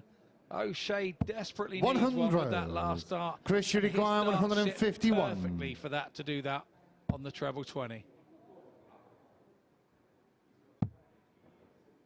One dart at tops. Game, shot, and the match. Chris Mason beats Tony O'Shea by 4 legs to 3 in another 7-leg thriller here at the Super Series. And Mace is still in the race to get through to Champions Week with an 82.5 average, 2 maximums to his name, 4 from 13 on the doubles, and the highlight, the last 3 darts that you've seen, the 151 checkout, that was clutch from Chris Mason, and that could be the 3 darts that could change the whole destiny of his week. He is a 4-3 victor against Tony O'Shea in some style. We're going to take a short break. Upon our return, we're going to conclude Group 1 with Andy Jenkins and Mark Dudbridge.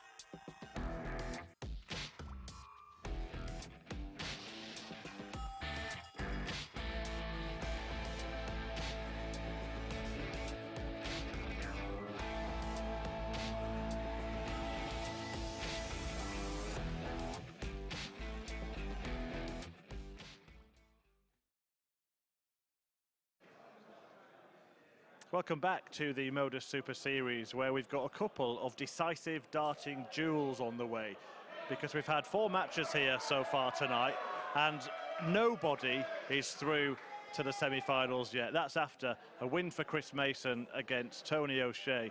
Mason with the checkout of the night, that 151 you can see there in the right-hand column, winning the match for Chris Mason. Wonderful stuff from him to pip Tony O'Shea at the post. And Tony O'Shea had beaten Richie Howson 4-3 earlier in the evening. You know what that means, don't you? If Howson gets the better of Mason by that same 4-3 scoreline, then that group will go down to a 9-dart shootout. Well, from that group to the other one now, attention turns to the decisive match in Group 1, which is only happening because Andy Jenkins missed 6 match darts that would have seen him get over the line against Gary Robson and would have taken him and Mark Dudbridge through. Gary Robson stepping up and eventually kind of falling over the line to keep his hopes alive and to leave Rocky on the ropes. So what it means is that any win for Mark Dudbridge would see Flash go through, of course, having beaten Robson earlier in the evening. Andy Jenkins must win the match. It's as simple as that for him. But a 4-0 or 4-1 win for Andy Jenkins would see Gary Robson go through with Rocky. So certainly quite a few things to think about. I'm sure the boys in the commentary box will explain it in more detail, but it's time to see if Rocky can indeed come back off the ropes. Over to Henry and Scott to talk you through it. Thank you very much, Murph. There's plenty of equations in play here in Group 1 of our evening.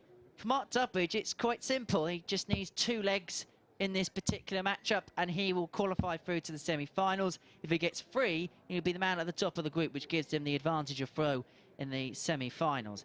Andy Jenkins needs any win to qualify, and if he can win 4-2 or better, he'll win the group. Gary Robson is hoping that Mark Dudbridge wins or Andy Jenkins wins 4-1 or better, and there is no scenario where the man from the northeast can win the group. So that is how it's laid out then for the final game of Group 1. We'll update you as proceedings go on. It's Dudbridge against Jenkins, and as you can see, the fans have exited the bar. All first leg, it's Andy to throw first. All eyes Game on the hometown favourite Andy Jenkins. Indeed. These are the games where you cannot let the situation take over mentally. These are the games you've got to be mentally strong. And the way that the game has evolved means that mind coaches are now coming into play with the sport. As the more money gets available and as you need to be mentally stronger, people are hiring those types of people to help them out. We've seen in similar sports like snooker, Ronnie O'Sullivan adopt coaches, and it's helped him towards success over recent years. And it is much more than just turning up on the day and trying to win a match. There's so much of a mental side involved in this sport, which perhaps has been untapped for a long time.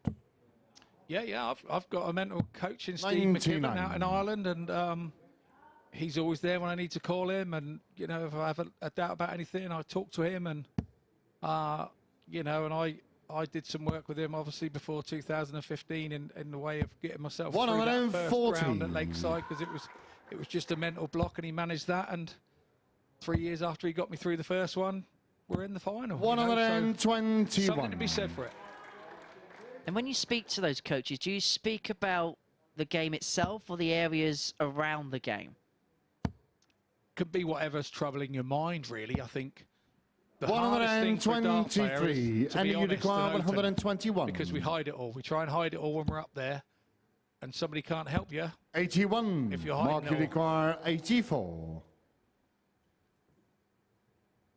Dudbridge here wants 84 for the opening leg. There's no hiding place here. He's the away player. Yeah, it has been short in the first leg. But he takes the opening leg, and Andy Jenkins just goes straight back to the board, straight back to the table after being broken. Second leg is Mark to throw first. Game on. He knows he's in trouble here. Mark Dudbridge knows he needs 1 leg to go through. And an 84 with 2 darts in 93. that manner should give him confidence. It should settle him. Because as we've seen before, if you go out there just aiming for 2 legs, 83. sometimes you'll only get 1. You've got to aim to go and win the game and play your game. You've got to shorten it down and play 1 leg at a time, not think about getting to 4. Never get ahead of yourself in this game. 100. If you win the match, you go through anyway. It's as simple as that. And sometimes if you put it as bluntly as that, that could be the best MO. 140.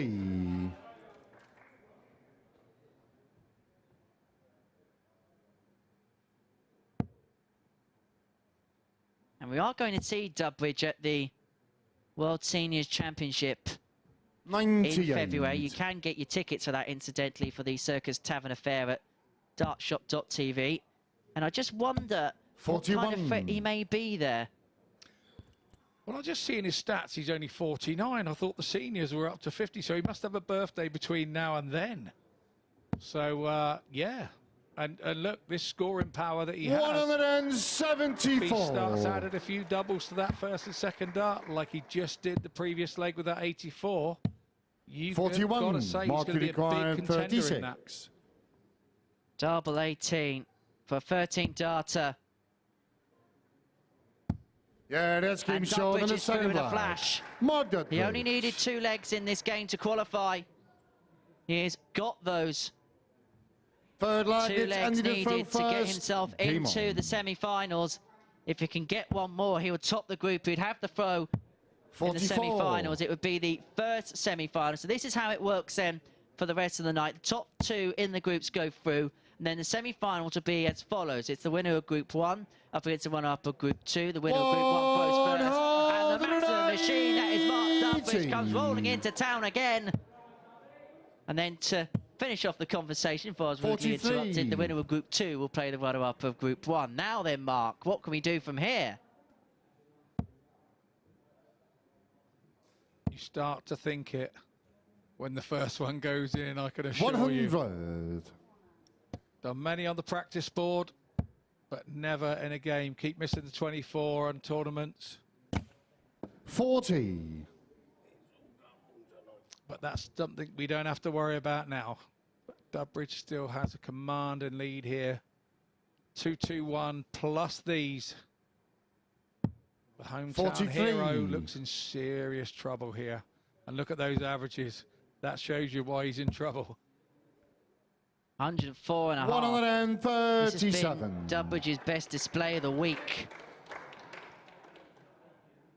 I think we've answered our own question as to what kind of threat he could be at the seniors. 100. And Andy Jenkins is going to have to find something very rocky-like from here. He's going to have to come back up on the canvas. 78. Because Dudbridge here has 78 for a 3-0 lead. So it's a 20 now for double top. He wants it out of the way. He will go for the right-hand side of the double Yeah, top. that's King Short in the third line. And that's exactly what he did. And that was clinical. You really didn't want to let Rocky have another go at what he had left, because we saw forward leg is Mark the throw first. In a very similar situation.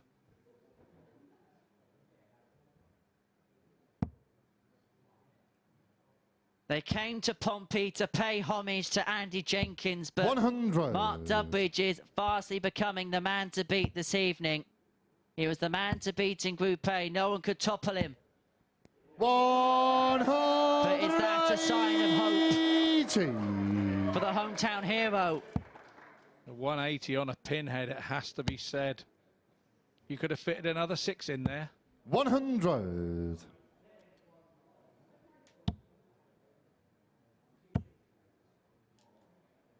59.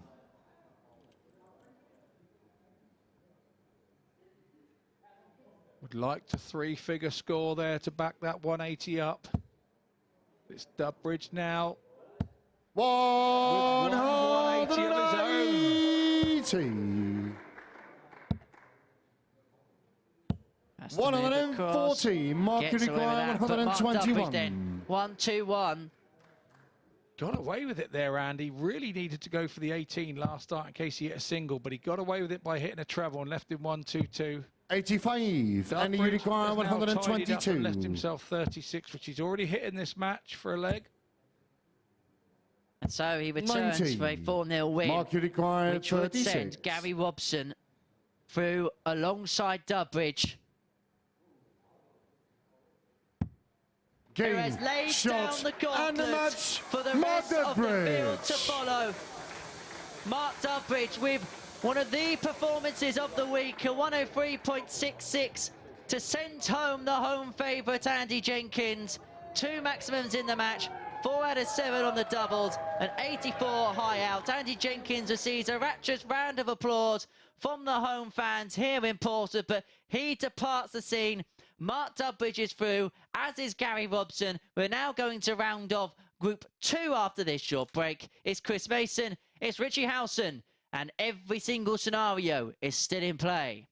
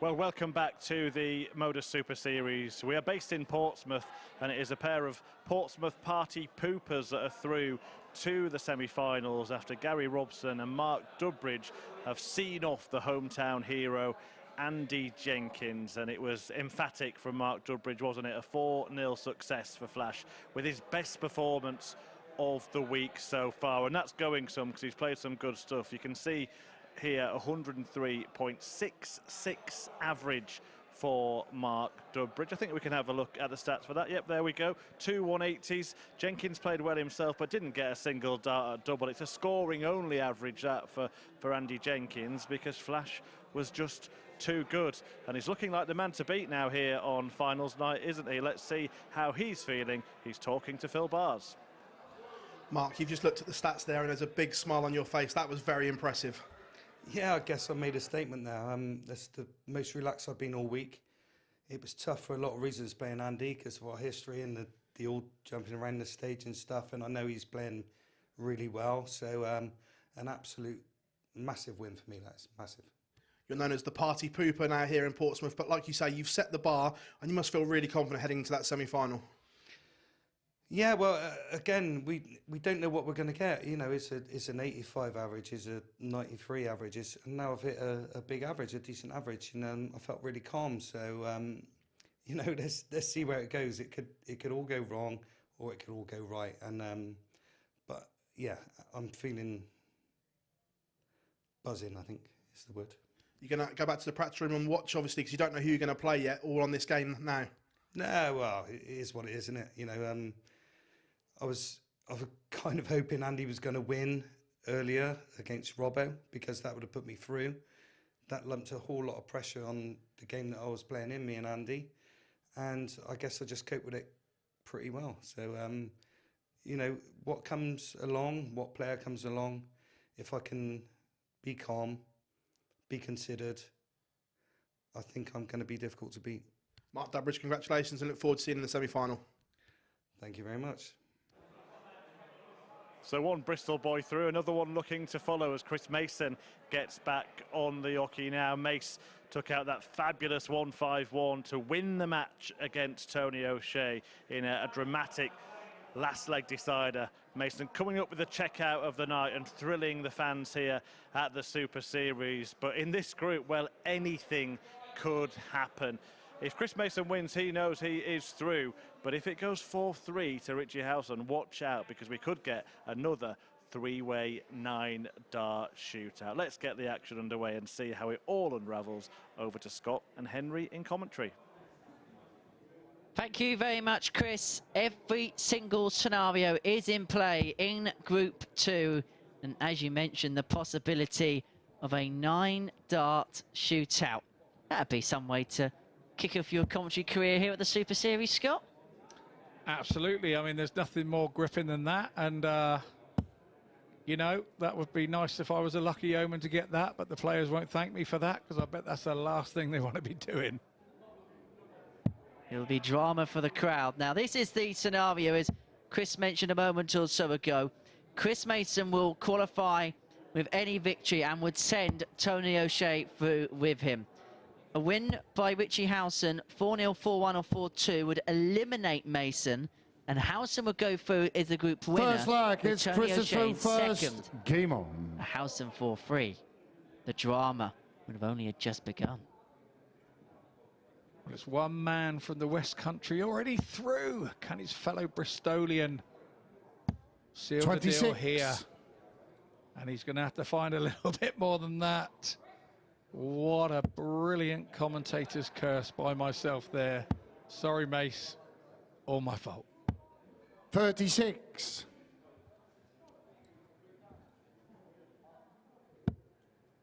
Yeah, that's a bit more like it. Much more like it. 180. He may have taken Howson with him. He sure looks like he has. 180.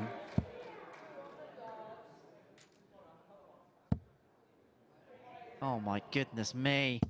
140. I was going to say, if he got another match, shall we scrap the first scores and say he's on a 9? To be honest, that last start, he looked more relaxed than when he threw the first two. You just thought, oh, it's going in there. 100. Chris, you require 155. He's got 6 here from 155 as Mason, so you can think 59. about his options.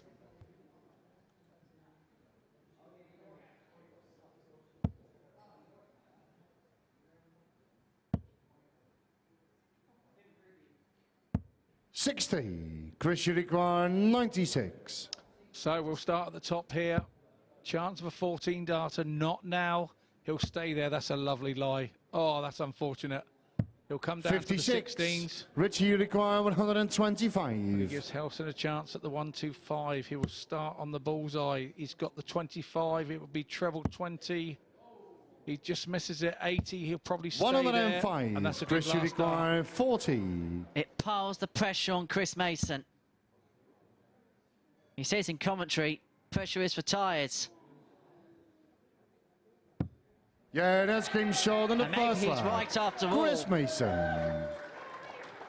Because that was as cool and composed a double 10 as you may see all night. Second lag is Richie to throw first. Game on. He just gave Howson a little glimmer of hope there. Howson looked out the corner of his eye and thought, I'm going to get back here. And the minute you think that as a player, they drop in last start every time. It's got to be the worst thing is they've missed two, and especially if they're two that have gone the complete different ends of the bed, and then they sneak one in with the last. 140. Correct, absolutely. It's why I try not to watch those if I can help it. 97. Reminder that after this we'll have a short interlude between the semi-finals where we know that Mark Dudbridge and Gary Robson are through from Group 1. Mark Dudbridge will play in 60. semi-final number 1, and by winning Group 1 will have the advantage of throw. Gary Robson will play in semi-final 2. He will be against the darts by being runner-up. So if you win the group, you get the advantage of throw in the semi-finals. The two winners of that, of course, will progress through to the final. And to ensure all fairness, there will be a bull-up in the practice room.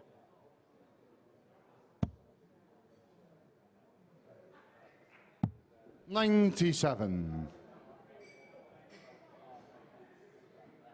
So nothing between them here and leg 2. Richie will be looking for another one of those. 125. And used the lie lovely. He stacks a dart similar to Taylor, doesn't he? Because of the angled entry into the board. Discuss it a little bit more in the next leg, because the role of stackers in the game, I think, have changed over recent years. But Howson here, 82. looking to level up, 82. Went for the ball, 79 remaining, so treble 13 would have given him a dart at tops, and he wasn't too far away, in all fairness. 41. Chris, you require 104.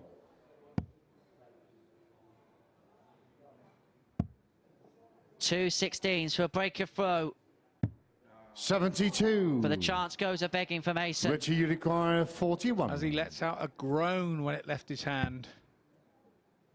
But it's 41. He's hit the 14. It's now double. Yeah, that's game short in the second line. And he only needed Richie one Howson. dart.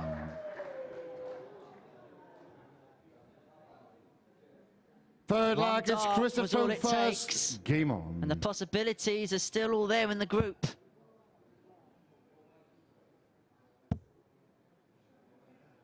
But just going back to the Howson and stacking, it's 60. when you look at a lot of the modern players that come through, you don't see many stackers these days, do you, really, that come bursting onto the scene? There's a young one that I class as a stacker, and that's 140. young Keen Barry. Keen Barry is a stacker. He sets up in that way. And once he gets one in the right place, he can hit them other two. And that's why he's being such a success. 140. I'll just change my horse's teeth there. A success that he's been.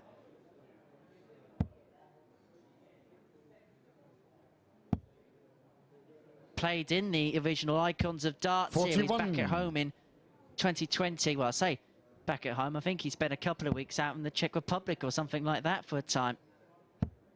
Yeah, I think I remember he did. I think his lovely young lady, Barbara, lives out 140. there. Family lives out there, so they go out there on holidays now and again for her to see her family.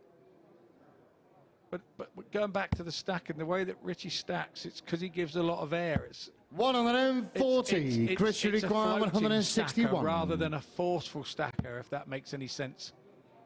And if it doesn't, well, I don't mind, because it does to me. It's a trajectory in the air, isn't it, more than anything else? 43. I think because of Phil's height, That's why he liked the stacker, so that the one underneath he could still get over. The one on the top wire was a real problem for him. 100. Chris, you require 118. Most famous stacker of them all. 98 left. And most successful, without doubt. Could this double 19 be a success 80. for Mason? Richie, you require 80. Tops. Nah. And he won't worry how high he is to the top, because his dart would not worry him. It's tops for the leg. 40. Chris, you require 38. And now Chris has decisions to make. But he looks as if he's going straight for the that's double game short 19, on the and that's the third right leg. decision Chris because he Mason. gets it first dart in hand, and he leads by 2 legs to 1. Forward leg is Richie to throw first. Game on. A little bit of side thinking, as I said earlier, about when you've got those numbers, a double 17, a double 15, just have a go at it. If you're going to split it anyway, you've got 3 darts in your hand. 55. You just as well have a good go at it and have a chance of winning the leg with your first dart. That's the way I see it. Obviously, Mace saw it that way in this occasion, and Mace, the ace, took out the 38. 140. 2 legs away from qualification, and he would send Tony O'Shea through with him. As Bobby 100. As Bobby Jaws says, they're all the same size, son. The doubles are all the same size.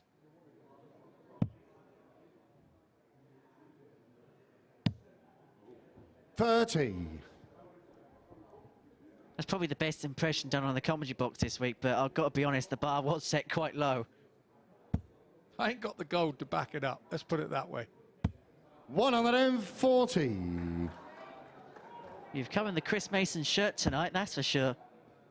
Hey, I'm every other dart player. I just can't play like any of them. 140. Had your moments. Yeah, it's better to have lived than not, eh?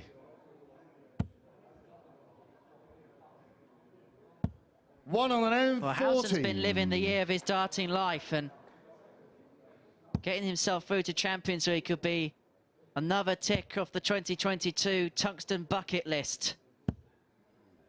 85. Richie, you require 66. So he's gone ball, that leaves 41. Is he going 1 tops? He's going 9 for 32. Yeah, that's game short on the fourth leg. Clinical. Richie Clinical. Howson.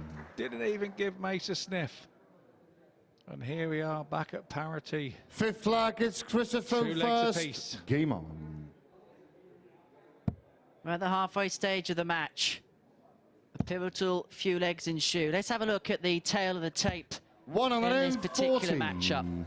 The averages are fairly similar. Mason averaging 94, Howson 92.5, both with a maximum apiece. And then on the outer ring, 2 from 6 and 2 from 3. But admittedly, those 2 from 6 have kind of been in visits where he got the double in the end.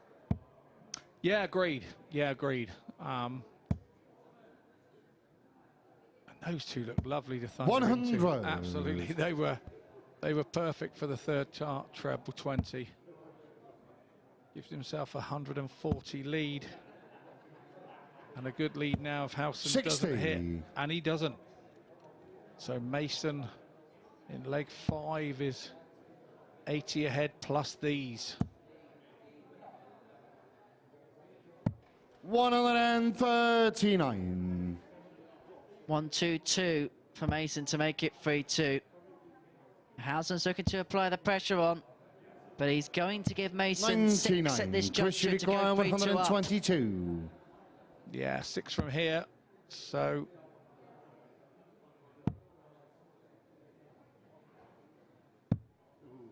oh, 73. only had to hit that 16 to leave a top shot, top of the hole finish.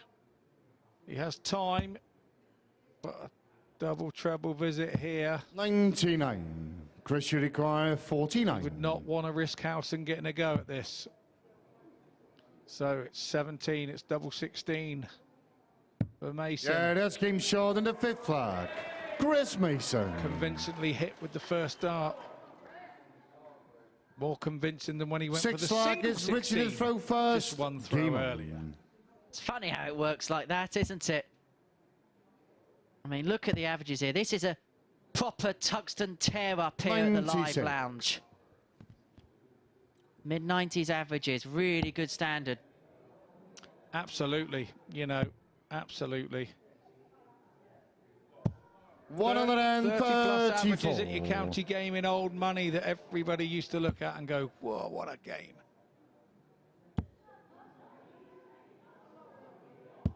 $100.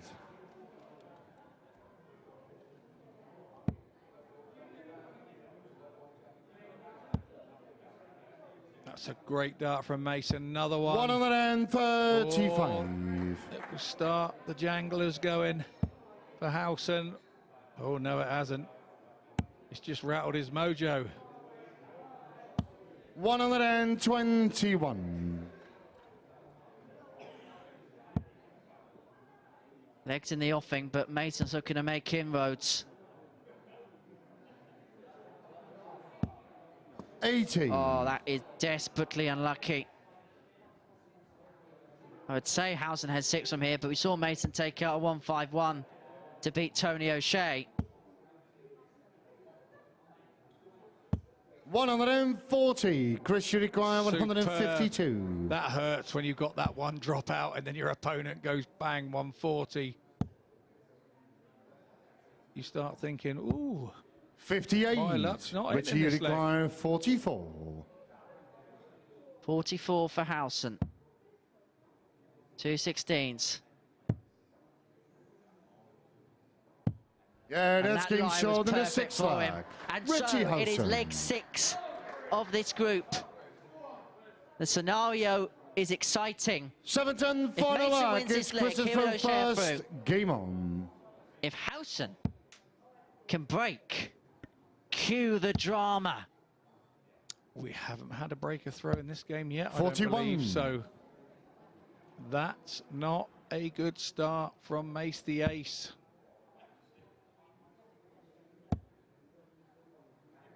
Howson's all over it. 60. But really, really doesn't put the dent in that he would want, with Mace only having started with 41. Well, Tony O'Shea currently has the Stockport County Chris Mason half and half scarf out because he needs Mason to win this leg to send him through alongside him. 85.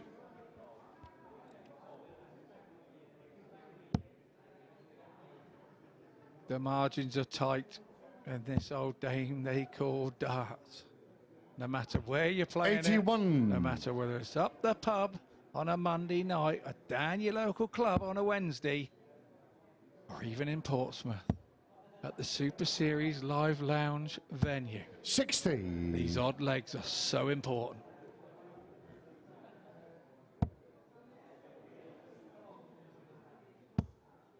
The tungsten tension continues to go up, but Mason has found a maximum that could see him on his way through to the semi-finals. It would send O'Shea into the final 4 alongside 95. him, and they Chris, could be the last 103.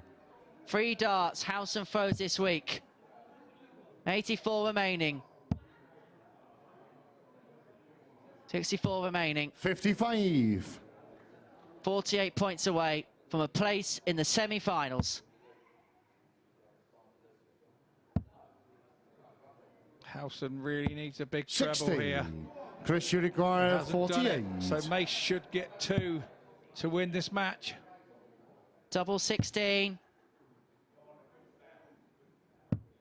32. But it doesn't go. Richie, you require 141. And Richie Howson needs this 141, not even to send himself through. It's for a 9-dart shootout, but it isn't going to go. So Chris Mason wants double 8 59. to go through Chris, you to require the 16. semi-finals of the Super Series. Double 4. No score. No. Richie, you require Did 82. the moment get Mace? Did the moment get him? This is realistic chance here for Richie Howson. He hasn't missed double 16 when he's left it so far this match. He's always nailed it with 2 darts in his hand. game, shot, and the only match, the second Richie time Howson. in Super Series history, we will have a 9-dart shootout, courtesy of Richie Howson's 4-3 victory against Chris Mason. The tension just continues to go up here at the Live Lounge in Portsmouth.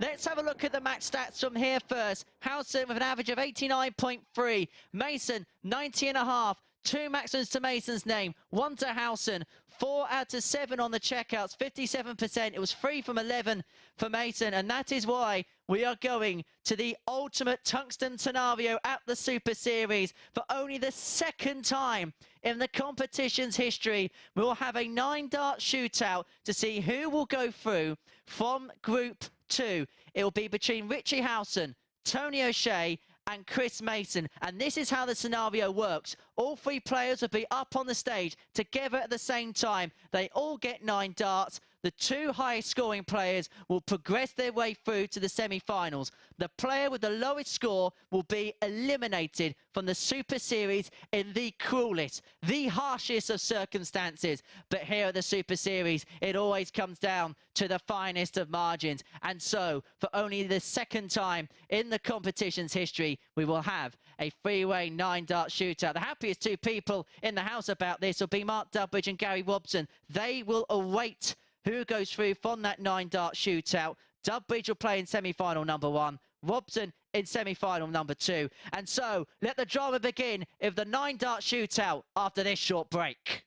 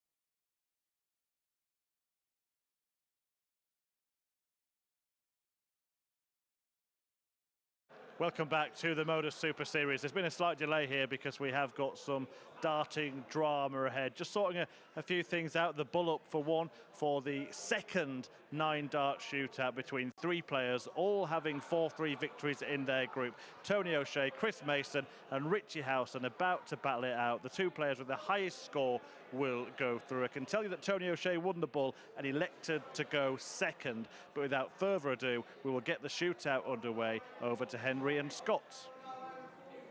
Let the drama begin. There are 3 players on the stage. Only 2 can go through to the semi-finals here at the Super Series. And so for only the second time here, we have a 9-dart shootout to see who progresses. You now start to think, is Mr. Mason thinking I shouldn't be here? He cannot let that come into his head while he is here in the 9-dart shootout. Now, interesting, Tony O'Shea was closest to the bull. Now, he's decided to go second. In the last 9-dart shootout, we saw Andy Hamilton was the second player to throw, and he hit a 25 to know that he was going to go through against the player in the first position. That's all you need to do. It's 2 from 3 that go through. Rather than leave the pressure of being the last to throw. Yeah, clever idea. Again, that's what's in Tony's mind for this 9-dart shootout. We've talked about what the mind will do to you in this game just a little bit earlier. And Tony has chosen to go second for that reason. I think he probably knows or remembers or heard or watched the last 9-dart shootout and maybe thought that was the best place to be in. And I wonder what the psyche will be, because Mason and Howson have been on the stage. Ladies and O'Shea hasn't, but here we go. Chris to throw first. Chris Mason will throw first in the 9-dart shootout. The 2 highest scoring players will go through to the semi-finals. The player with the lowest score will be eliminated, 41. and their chances of qualifying for Champions Week will come to an end.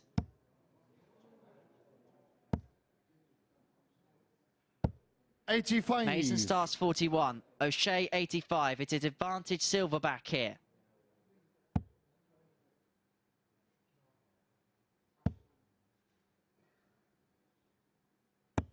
$60. It is advantage silverback, but nobody's really away. We're in that point where a couple of big trebles. Wry smile on Mason's face. Can he get the second one in? 81. Almost. And so he's on 1-2-2 after 6. O'Shea 60. is in front of him.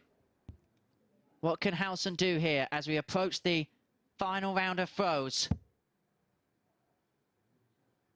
You feel just one treble is going to make the difference. 85. The first dart was good there from Howson. He looked to be the stacker that was going to drop in. As Mace has got all the pressure now. He's got to find a treble to go through, surely. 96. That is a big final dart for Chris Mason.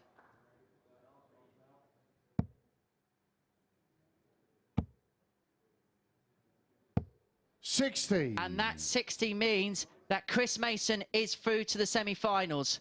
Richie Howson needs 61 to get through. 20 with the first dart, 20 with the second. Bullseye now. Surely it's bullseye. 60. But he only gets a 60.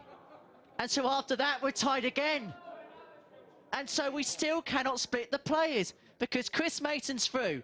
He can depart the stage. He's in the semi-finals. Both players get 3 more darts. And so the it's players now to throw will have first. 3 more darts. Now, O'Shea won the bullseye, so he gets the advantage. And it will be highest score from 3 extra darts that will go through to the semi-finals. 60 of O'Shea. That is huge.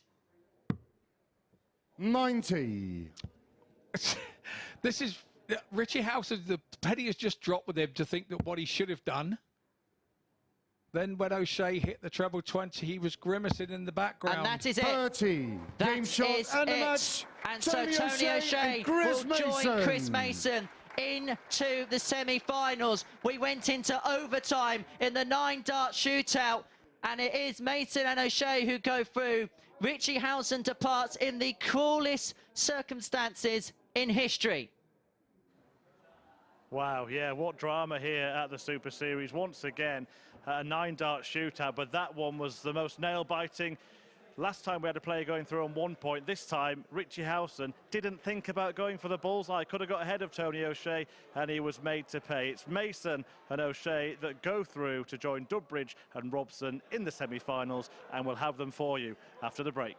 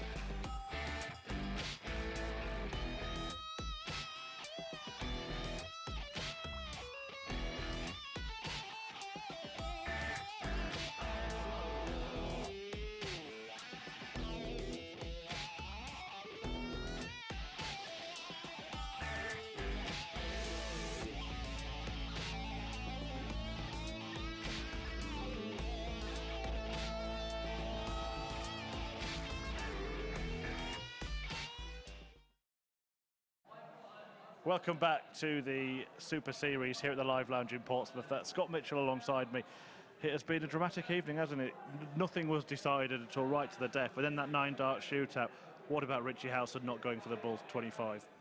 Well, in his game to get to the 9-dart shootout, he kind of rode his luck a little with Mace not quite doing the job. Mace was out the back, really upset, and then he has to go first then, and then qualifies first in the 9-dart shootout. It goes from a 9-dart shootout to a 12-dart shootout. I mean, it was exciting. It's already a format that the players don't play very often, isn't it? This very short format, round robin. But then throwing a 3-way 9-dart shootout, I mean, it must be something that even players of their experience have never been through before.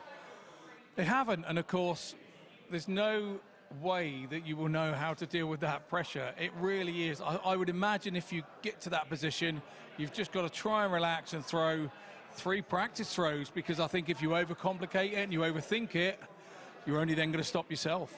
Yeah, semi-finals are set up. The first of them will be Mark Dudbridge against Tony O'Shea. He's the one with the toughest turnaround, of course, tied on points in the 9-dart shootout and then outscored Richie Howson, who I think the worst thing that happened actually for Howson was the penny drop, didn't it? You said it in commentary, and that might have affected his next throw. Well, I was looking at that 25, and it was the shot that he had to go for, but the penny didn't drop until he walked around and then realised, because he was trying to shut the situation out. It's the natural thing to do. Try not let the situation grab you. You grab the situation. But he just made a minor mistake there, and maybe he would have been the one that gone through if he'd had that 1-dart, that 25. Happiest 2 people must be Gary Robson and Mark Dudbridge, right? Sitting in the practice room, feet up, watching it. Absolutely. Probably having a little laugh about it between the two of them, going, we haven't got to deal with this.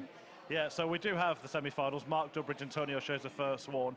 Dudbridge will be a favourite, but how does Tony deal with it now, having come off stage so recently from that drama to get back up for the semi-finals?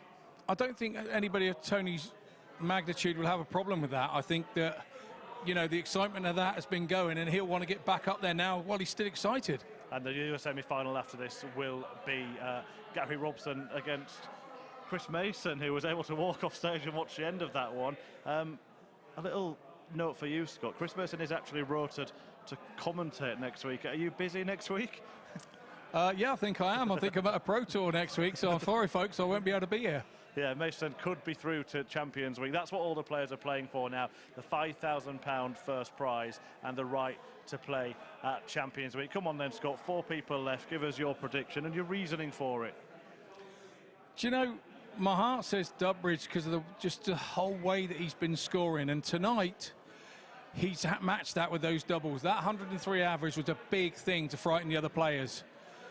Head says maybe O'Shea could turn him over here with the momentum of what's just happened to him, and he's on a high. I don't know. Look, I couldn't pick it when it was 6. I still can't pick it when it's 4. He's kind of given a prediction there. We'll let him off. It's his first night here at the Super Series, and what a night it has been. And it is time for the semi-finals to get underway. It couldn't get any more dramatic, could it? Well, let's find out. Mark Dudbridge and Tony O'Shea about to take to the stage. Over to our MC, Marco Meyer. Ladies and gentlemen, it's semi-finals time here at the MODUS Super Series, here at the MODUS Live Lounge in Portsmouth. Please welcome both players to the stage for the first semi-final. It's Flash, Mark Dudbridge, and Silverback, Tony O'Shea.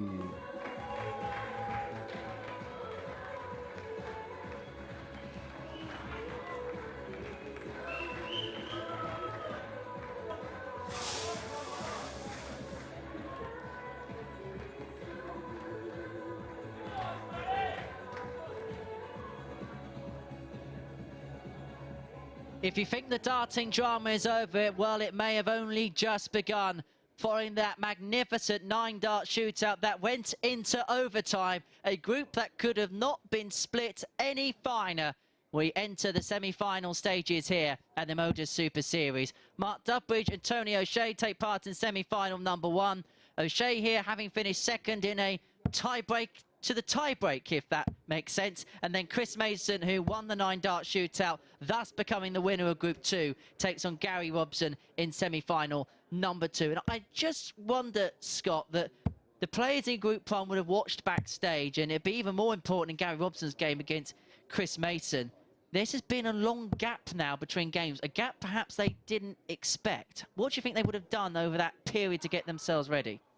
For me, I'd have been there on the practice board, actually. I'd have watched the 9-dart shootout. I'd have finished. I would have finished with that, and then probably jump back on the board. Although it's been a time, these guys are used to that. You know, normal tournaments you'd have a gap, and as the days go on, the games get closer and closer together.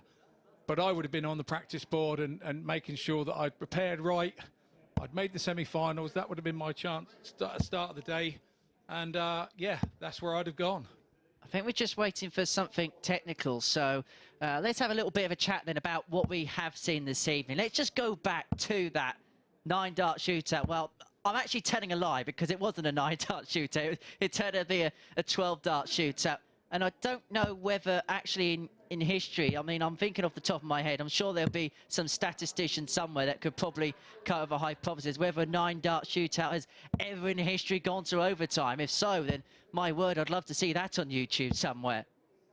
Yeah, I mean, it didn't need to. Had Richie Howson have realised, I think he was trying to shut the situation out, do what he was doing, trying to stay straight, and then he realised you could see when he walked around the back and Penny had dropped and he had to go again. And of course, then Tony hit a treble 20 first dart and really dashed his hopes. Well, Scott, how have you enjoyed your first night here in the commentary box at the Super Series? You look as if you're very much at home, a part of the team. Yeah, well, most of the people here I do know, or we've worked together before. So, you know, I'm not that short in the tooth. I'm quite old now. I'm getting long in the tooth. So lots of people I've met in darts, and I've really enjoyed it. And if I could bring the luck of a 9-dart shootout for the fans every time I come, you know, I'm going to get invited a lot more often, aren't I, for the excitement? Been an absolute pleasure to work alongside you this evening. Hopefully it won't be for the last time. But I just wonder now what Chris Mason will be feeling, because he's been on a real helter-skelter of emotions, really, hasn't he? He's had the low of losing that game to Richie Howson. Then he's had to mentally get himself ready again for the 9-dart shootout. First leg, and then he's managed to get himself on. through the 9-dart shootout as we get the first semi-final underway. Well, I would imagine he's the one that would have enjoyed the break to have the emotions of being high of 57. You know, getting through that. And now he'll be back there trying to calm himself down. And if he could have chose any one of the opponents in this semi-final, he would have probably chose Gary, in all honesty. Now, it's interesting because the last time we had a 9-dart shootout, it was in Group 1. So they had to finish Group 2 and then come back on the stage. And so the winner actually had a bit of a disadvantage by coming straight back on. 57. This time, Chris does have that little bit of a break. He can go back and recompose, which kind of flips the question back onto Tony. What will he be thinking, knowing that he's had to watch all of this unfold, then come on stage, 60. Go through the bizarreness and the madness of the 9-dart shootout, plus the 3 extra darts, and then come off and recompose himself again? Yeah, there's definitely an advantage of being semi-number 1 now. There's no two ways about it. 54. Because the winner of semi-number 2 will be straight back on. But, you know, the group stage is now gone. This is a straight shootout now. This is a 7-leg shootout rather than a 9-dart shootout. And, you know, everything that's gone before is gone now. Whether they beat one another, it only matters now. Someone is 2 games away from winning £5,000 and securing the last place in Champions Week, which begins in earnest on Monday morning. More about that later on in the programme. 100. Someone in the space of 7 days could, from this group, potentially win 25k. Very true. One of these 4 guys, but I know there's probably another few out there going, nah, I've been practicing for this for a few weeks now. Tony, you require 156. Is Tony ready to go from the get-go? 156 for the opening leg. 78. Mark, you require 138. And I reckon just because of the sheer madness, and I know that I've got an adrenaline rush just here in the commentary box, and I imagine even Dudbridge watching this on the side is probably up and down in the emotions. Maybe 27. We're just seeing a Tony, you require 78. Pedestrian pace first leg as a consequence of that. 20 for Tots O'Shea. No score. He's bust it. He wanted a few more of those 60s in the 9-dart shootout. He wouldn't have needed extra time Mark, there. you require 111. Remarkable mistake one you don't expect to see from such an experienced player. So 91 remaining. Treble 17 would have to dart at top. Treble 14 is the route. And so O'Shea wants 78 to give us the lead in the opening leg of the match. 77 remaining. So 57. No, decided to go 45. 46. Mark, you require 60. A real let-off for Dudbridge there. And he's been hitting these with proficiency. 20. So this Tony, is you the require semi-final. 32. It's a different game. This is where the nerves come in. But Tony O'Shea doesn't feel nerves. He takes the opening leg. He leads Mark Dudbridge by 1-0 here in this opening semi-final. Second leg, it's Tony to throw O'Shea first. break. Game on. We should have known it, shouldn't we? One. Perfect start for O'Shea.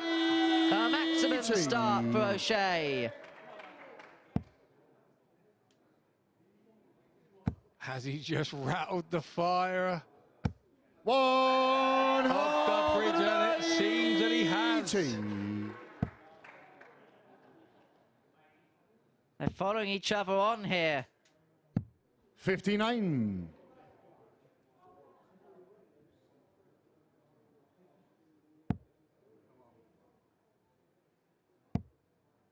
Little lurch there with that first start. Saw it pulled 81. into the one, but rescues it with that last very important treble 20. Now, second dart, he should have moved 40. across there, Tony.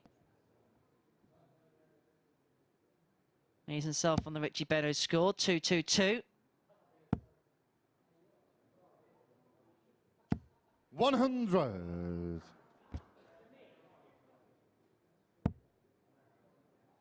Advantage Dudbridge, but depends what happens with this last dart. 100. Mark, you require 140. So he will stay at the top. He will stay there. That's a lovely marker to hit the treble 20. Now he's got to avoid busting. So he goes to the side and he'll be heading. 120. Well, Tony, you require 122. But he hasn't bust. He's left himself a double. O'Shea can only leave the ball. 90. That was Mark, you good require last 20. start there from O'Shea. Important. But here we go. It's break time again. But Dudbridge at the board. Double 5. Yeah, that's game short in the second leg. Mark Dudbridge. And so it's yet another break in a game involving Tony O'Shea. We're level at 1 apiece in the opening semi-final. These two can't be prized apart after 2 legs. Game on.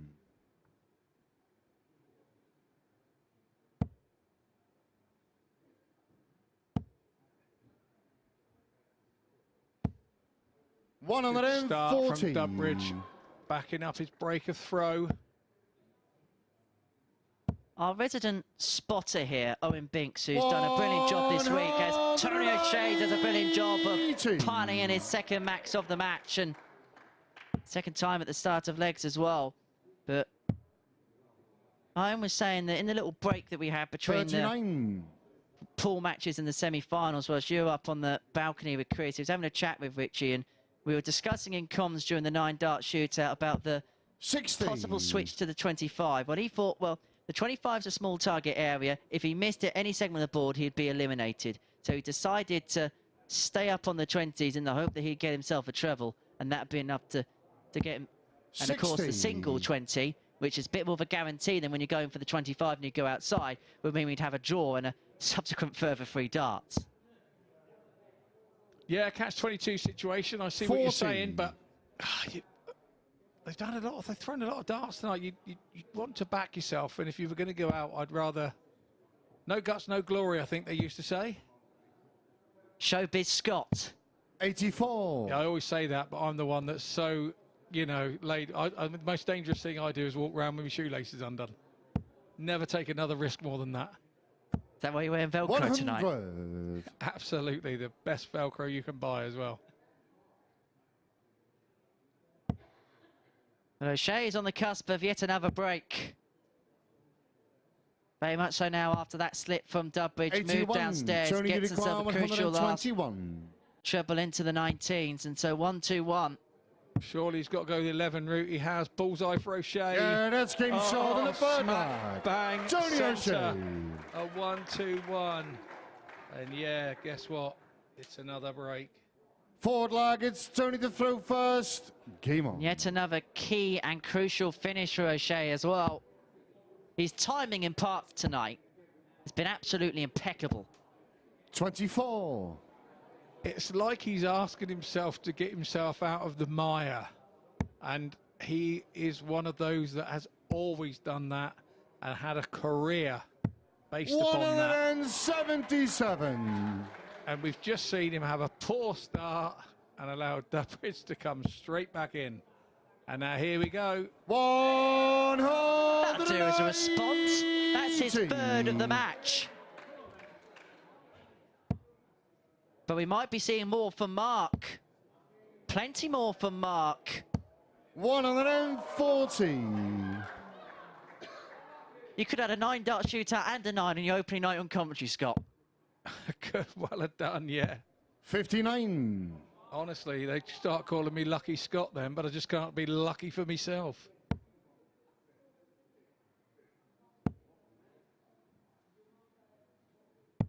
$92.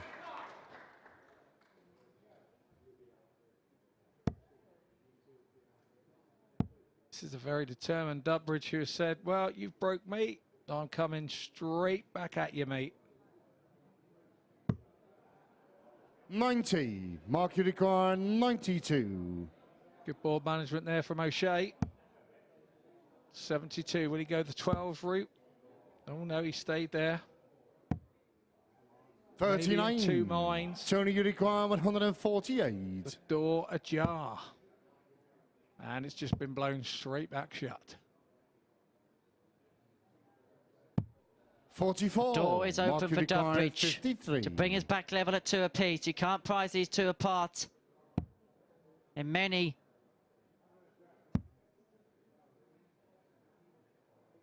Yeah, And that's now game not shot any in the metric forward line. possible. Mark Dudbridge. It's a 4th break. And it's a best of 3 now for the first 5th spot flag is Mark to throw in first. tonight's Game on. final.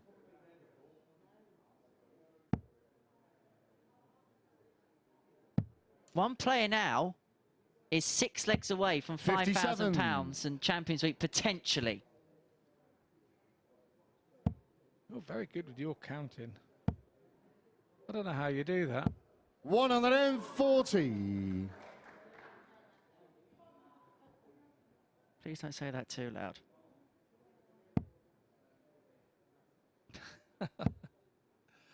Yeah. It is after the hour of 140. midnight.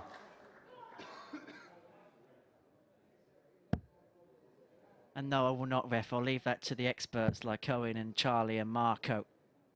97. All the super counters. All the super counters. How they do it is amazing.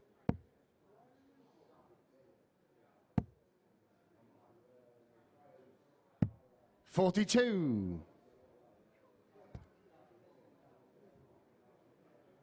So, a chance for O'Shea to turn the throw. He really needs a treble. 40. And it eludes him. Although he's 40 in front, it's not a big advantage. 58. Once again, Dudbridge has gone for the 18 at the wrong point. He needed to do that with the second dart.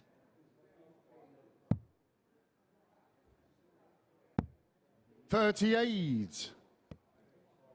And so it opens the door for Dudbridge to get the first hold of throw of this first semi-final. And this could be a huge visit at a huge time. 100. That could change the tungsten tide.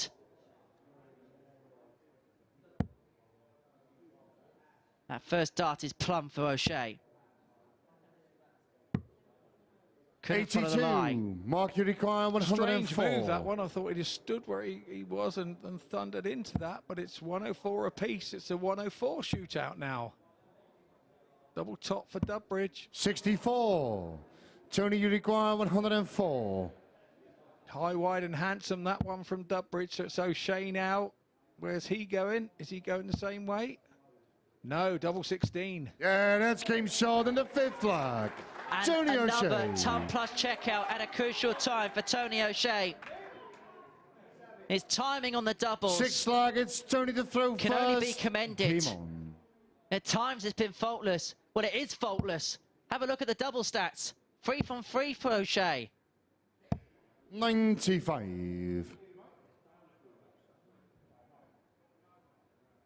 One away from the £5,000 game.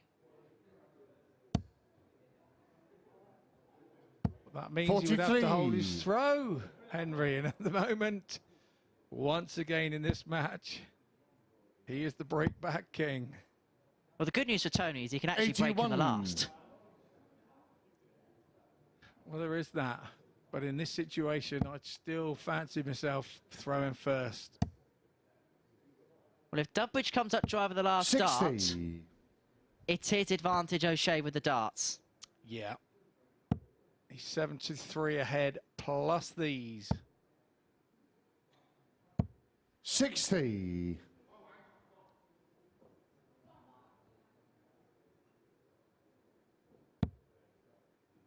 Could do with another one of them. Gets another one of them. And now the bed is full and brimming and waiting for a maximum. 80. Do not put your kettles on, ladies and gentlemen. 57. You need to stay for the end of this. And suddenly, Dudbridge has wrestled this leg back in his favour. But as soon as he may have 44. had the door open to him, he may have closed it back up again, because Tony O'Shea is 208 points away from the Super Series Week 12 final. Dudbridge had a couple of flyers 32. in his last visit, and now Silverback, not to be outdone, had a couple of flyers himself there.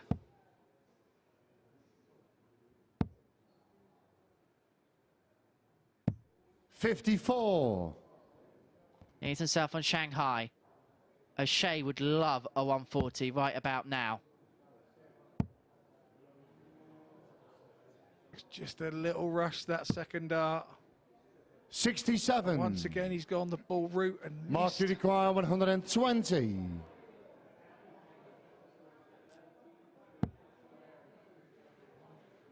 He will stay there just alongside for the Shanghai shot. It's not there now. He will try and get 60. a ton. Tony, you require 109. So it's another ton plus left for Tony. Treble 19 would have given him a dart at double 16 for the final. 43. So Dudbridge has 60 Mark, to take us to 60. the decider.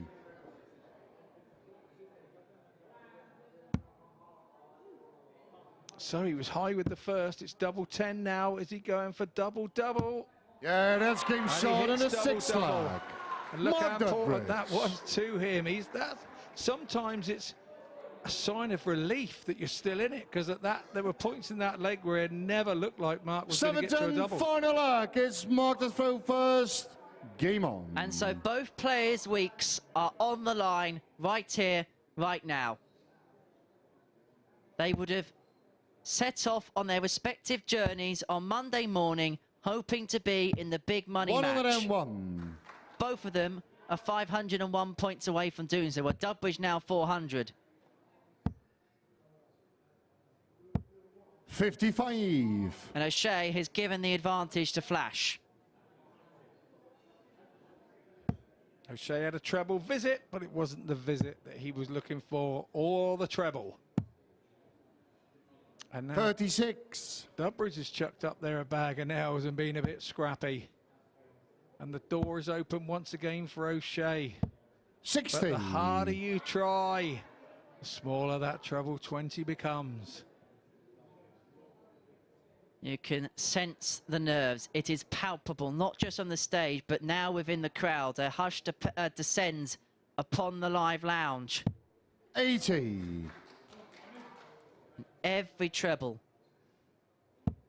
is worth a weight of gold in this particular scenario. O'Shea needs one 100. now, gets one now, and you just cannot prize these two apart. It's like taking your snags out of the freezer in the summer for the barbecue. Sometimes 60. you just cannot separate them.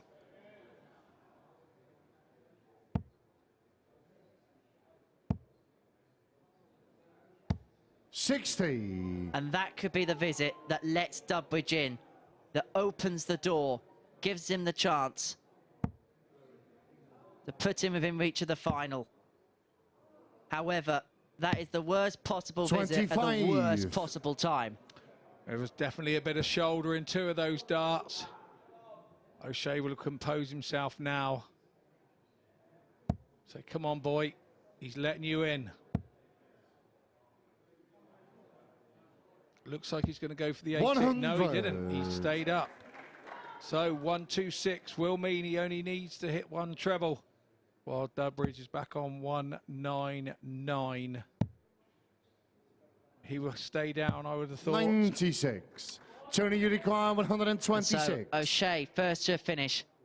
First to get a chance on 126. So Dudbridge now 86 on 103. Mark, you require 103. It's going to have to go with O'Shea back on tops.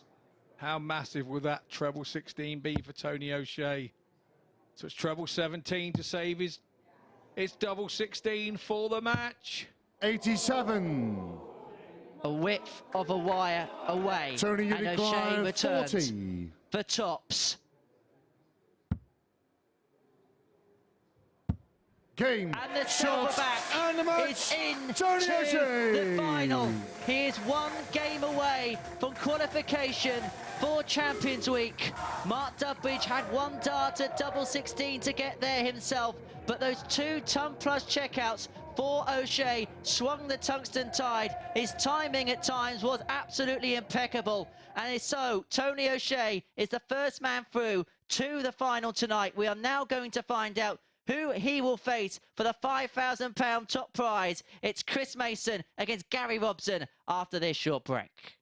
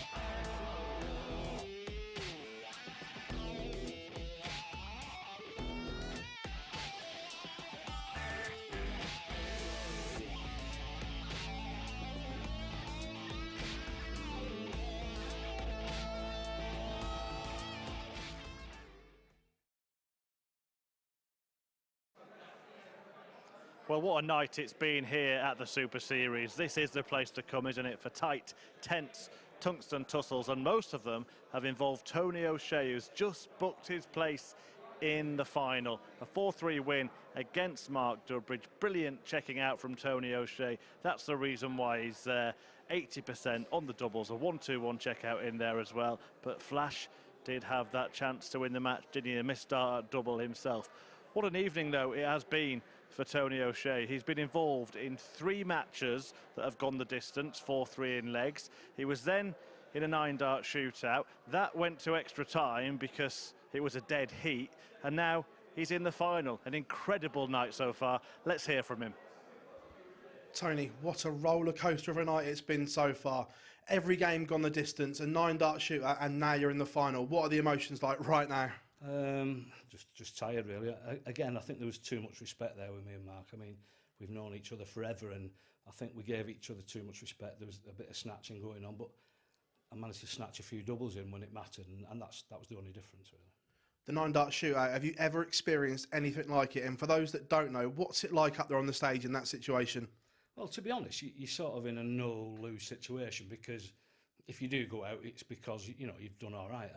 But I shook Chris's hand when he finished that, because I thought that was it. I forgot there was another 3 darts to play, so it was a bit of a recheck there, and I got a bit of luck there, and sometimes you need a bit of luck, and I've not thrown well tonight, but, you know, you keep fighting spirit, and you never know, do you?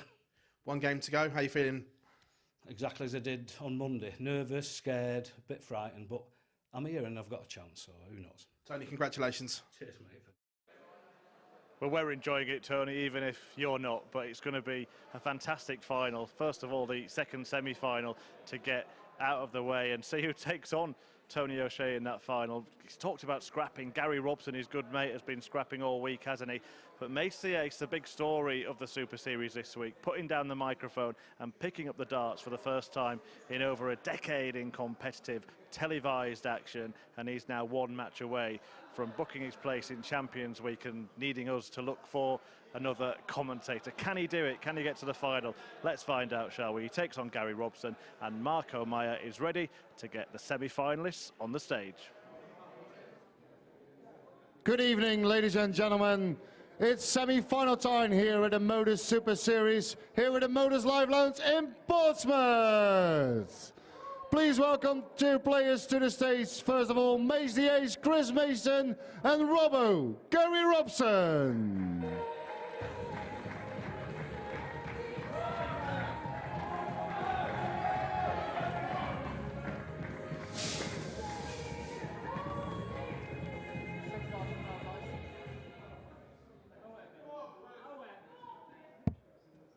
Well, I don't know when to play this, but this is turning out to be one of the all-time great Super Series stories. Chris Mason, who was actually meant to be sat next to me this evening, finds himself in the second semi-final against Gary Robson and finds himself 2 games away from qualifying for Champions Week, where he was meant to be sitting next to me.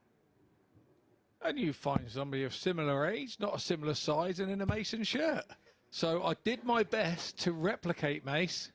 Yeah, the body structure just let me down a bit. Oh, Gary Robson, the Teesside, a former World Trophy champion, stands in his way Chris to throw of the final. Now, game on. We mentioned in the first semi-final about Dudbridge having a long time between matches. Well, Gary Robson, it's been seemingly forever since he's been up on the hockey. 100. He didn't play, or he hasn't thrown a dart since game 3 this evening. That was around about 85. 11:30. So it's nearly 2 hours between matches. He's an experienced man. He'll deal with that. You know, it's 58. a dart player's life. Sometimes you get the rub of the green, and sometimes you don't. And we used to talk about semi-finals at Lakeside. It was always better to be in the first semi-final in the afternoon on the Saturday, because you had all Saturday afternoon or evening to rest while your opponent was playing in the evening. So you could tie it up and do it how you want. You can always make a negative of something if you need to. But I think Robbo will be positive about this. He'll take it as a rest. And but only time will tell. And how he throws the darts will tell us that. Did you ever play in a first semi-final, Scott? Yeah, just the once. I was in bed. 114. I was in bed by the time the second semi-final. Apparently one of the best semi-finals in Lakeside history. I didn't have a clue. Not a clue about it. I was in bed. You're about 2 minutes down the road and you're in the land of Chris Nod. should require 106. Just got a text from my brother because my phone had been off all day because it was going crazy. And yeah, text from a brother to my wife. 58. Gary, you require 72. Adams. So Gary Robson here wants 72 for the first leg. One dart at tops for the break against Mason. 52. But that first Chris, you dart require 48. was a blocker. The third one clattered into it. Mason wants 48. He now wants 32. Yeah, that's and getting now he short wants than the nothing first because leg. the first leg's in his Chris leisure. Mason. Robson's had a dart. Mason only needed a dart. Second leg, it's Gary to throw first. Game on. It's first blood. Mason holds his throw.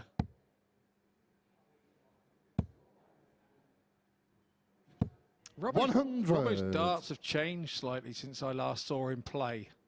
And I asked him about it earlier in the practice room, and the grip that he had on his darts that I used to see him play with, and when I was obviously playing against him on a weekly basis, 60. had more grip on them. And he said it started to wear a hard spot on his fingers with the way that he throws. And that started to affect his throw. So he's gone to a dart with a slightly smoother grip. And you have to say, being in the final of this week with the 12 talented players, or the semi-final of the 12 talented players we had this week, he's obviously made the right move to swap the darts. 59. Well, there's only one previous head-to-head meeting between these two.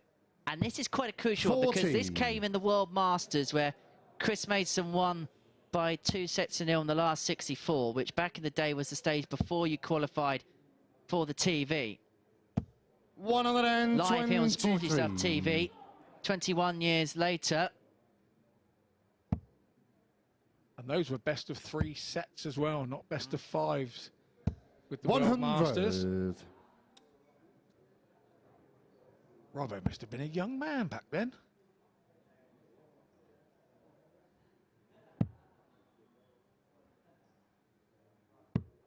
$102. Gary, you require 121. Mason to lead the 157. Great use of the board.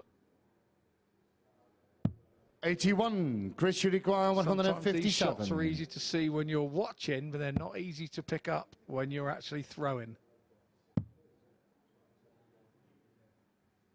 Amazing what you can see sat in these chairs. Gary, now, you require Robson couldn't 40. see much of tops in the first leg. Now he goes down for double 10, gets double 10, and we are back level at one apiece in this second semi-final, and it has been an evening full of tight tungsten tension. Third leg, it continues here, first. and in fact, actually, all evening we've only had 2 games that haven't gone 4-3. That was the first game between Dudbridge and Robson. Dudbridge won 4-2, and then Dudbridge against Jenkins, in which Dudbridge won 4-0. Every other game has gone the distance this evening. You just cannot separate these 6 players. Topsy-turvy 100 night is the word that I would use on the way that the games have gone. I thought that the time of night would be taking its toll. But as we can see, it matters not. Chris Mason is making a march. He's trying to light up the blue touch paper, but Gary Robson fires in his emphatic response. He's averaging a shade under a ton here. How often have we seen that tonight? Somebody hits a 180 and it's rattled the opponent's cage and they come straight back with one.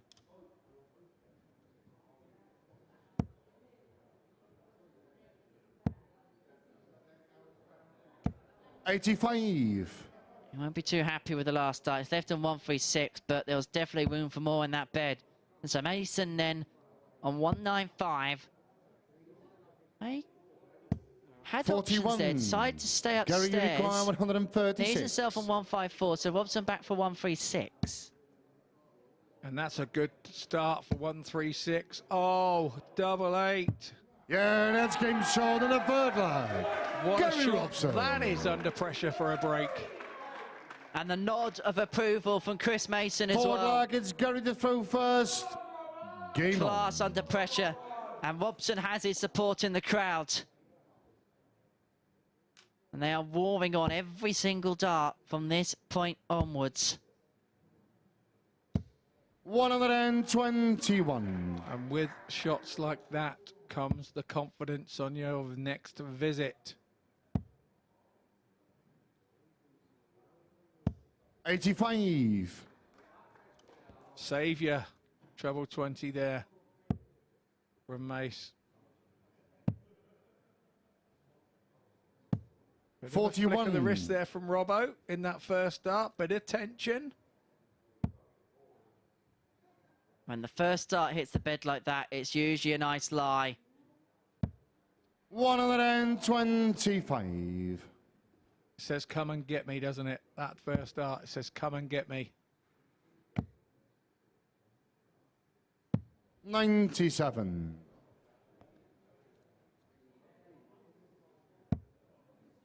It's like an ice cream on a hot summer's day. You know you shouldn't, but you just want it, don't you? Well, yeah. 45. Especially if you're diabetic, you really shouldn't. Sorry, Gary. Maybe not on a night like tonight. It's a little bit nippy here on the south coast. 59. Of course, a very warm welcome to everyone joining us around the world. Not just in the UK, everyone watching great darts on Chris Mason like that. Joining us from Australia, America, continental Europe. And they may be about to see Chris Mason 80. level us up at 2 Chris apiece. requires 66 is what he wants after 12 darts. For a break of throw to break Robson back and to level this match up. One dart, a double top. 26. Doesn't go. Robson Gary returns to Uniquire, 103, having 103. just pinned the 136. Has to start downstairs. 86. Double 16 now. Is Robbo going to... 87. Oh, he had a chance, didn't he? Chris He had a little Uniquire, sniff. 40.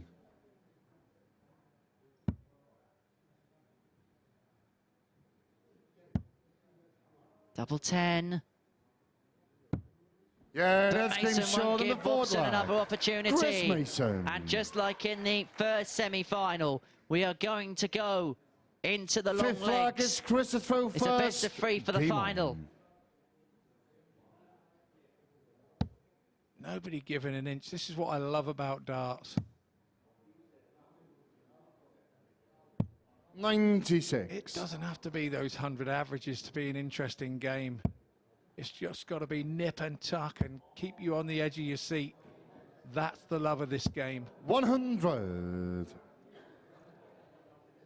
Nothing to separate them in the checkouts column. Both 2 from 5. And both, despite that 136 from 80. Robson, both have had to time their checkouts as well in patches.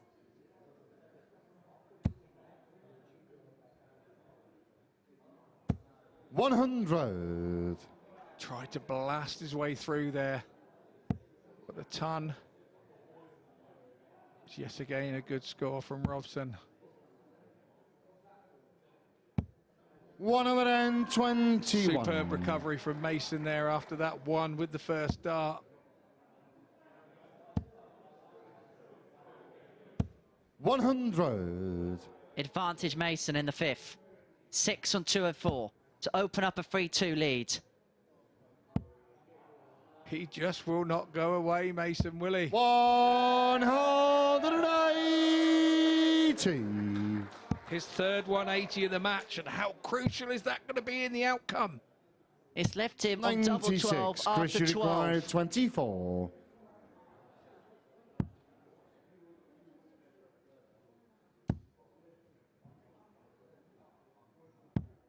12. But it doesn't go. Robson gets a Gary chance to Uruguay, break. 105. I won't do another Bobby George impression about scoring and doubles. Double top for Robson. 85. He too misses narrowly. Chris Uruguay, 12. And because of the miss inside, it's double 6 for Mason. 2 threes. Yeah, that's Huge getting start short in for the Chris fifth Mason. flag. Chris Mason. And incredibly, he is 1 leg away from the Super Series final. A man who in this commentary box over the last few weeks was writing off his chances in this competition is 1 leg away from the £5,000 game. 60. So, that was massive, that double 3. Still had 2 darts in hand that you tend to go tentatively at it. Mace the ace 60. went at it full bore, and he got the rewards that deserved.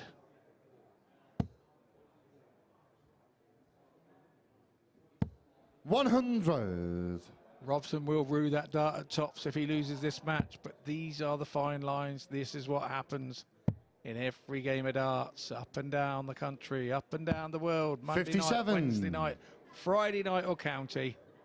These are the fine margins that every dart player has to learn to accept. Can you feel the tension? 134. That's a huge visit for Robson. A 2 treble visit, any juncture from here on in is absolutely vital.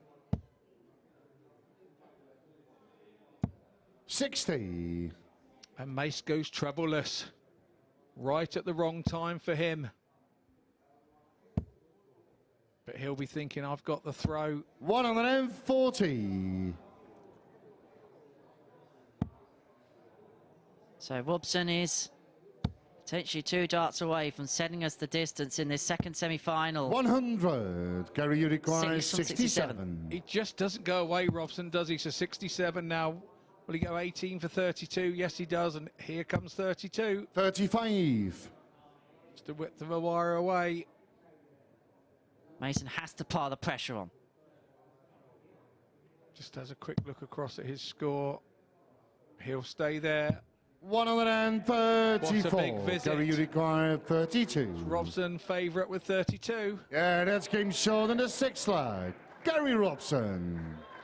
So we're at 3-3 and we go all the way once more tonight. 7th and final leg. It's Chris to throw first. It is Chris Game Mason on. with the advantage of throw in the last leg of this second semi-final here at the Super Series. 100. He starts with a ton. He'll be happy with that. He'll be okay with that. This really is. 60. You think it in your head in these games, you've got to be out in 15 darts.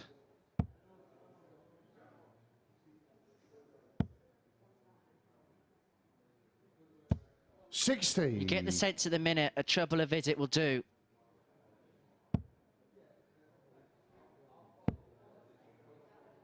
Mason's going to need a 140 82. to turn it into that. Big save there from Robbo. Still slightly behind. First dart not helping Mason, just a touch under. 57. And another trebleless visit gives Robson half a chance. And he's filling his boots and taking it. 121. Gary Robson doesn't care for fairy tale stories. He just wants to get his way through to the final of the meeting with Tony O'Shea. But Chris Mason has other 92. ideas. But Robson will have 6 on 238 to progress through to the final to face the silverback for £5,000. 100. The Plating Champions, a huge treble. Yeah, massive in the context of the game. You think that Mace really needs to get 2 trebles himself now. He's struggling here. 96. These aren't badly Gary thrown darts. Uruguay, They're missing by 138. millimetres, but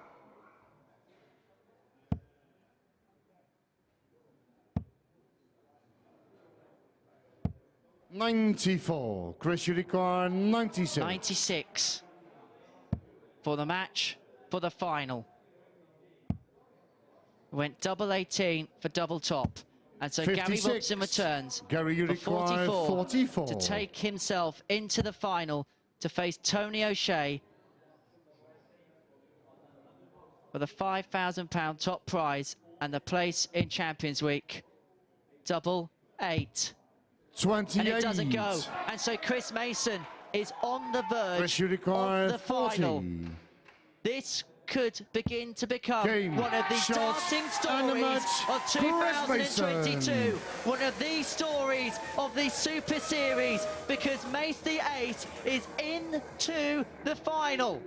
He beats Gary Robson 4-3 in a deciding leg in one of the most tense games you will ever see in this competition, with an average just underneath 95, 3 maximums to his name, 4 out of 11 on the doubles. Gary Robson got himself a 136. That was the highest checkout in this match. But Chris Mason is through to the finals of the Super Series. He is going to take on Tony O'Shea in around about 10 minutes' time for the £5,000 top prize and a place in Champions Week. It's going to be a battle of the 2 commentators for the final place in Champions Week. Do stick with us, because we could have a fairy tale story here at the Super Series. It's going to be Tony O'Shea up against Chris Mason for their chance to put themselves in with a chance of winning the £5,000 top prize and then the subsequent 20 at the red carpet Champions Week.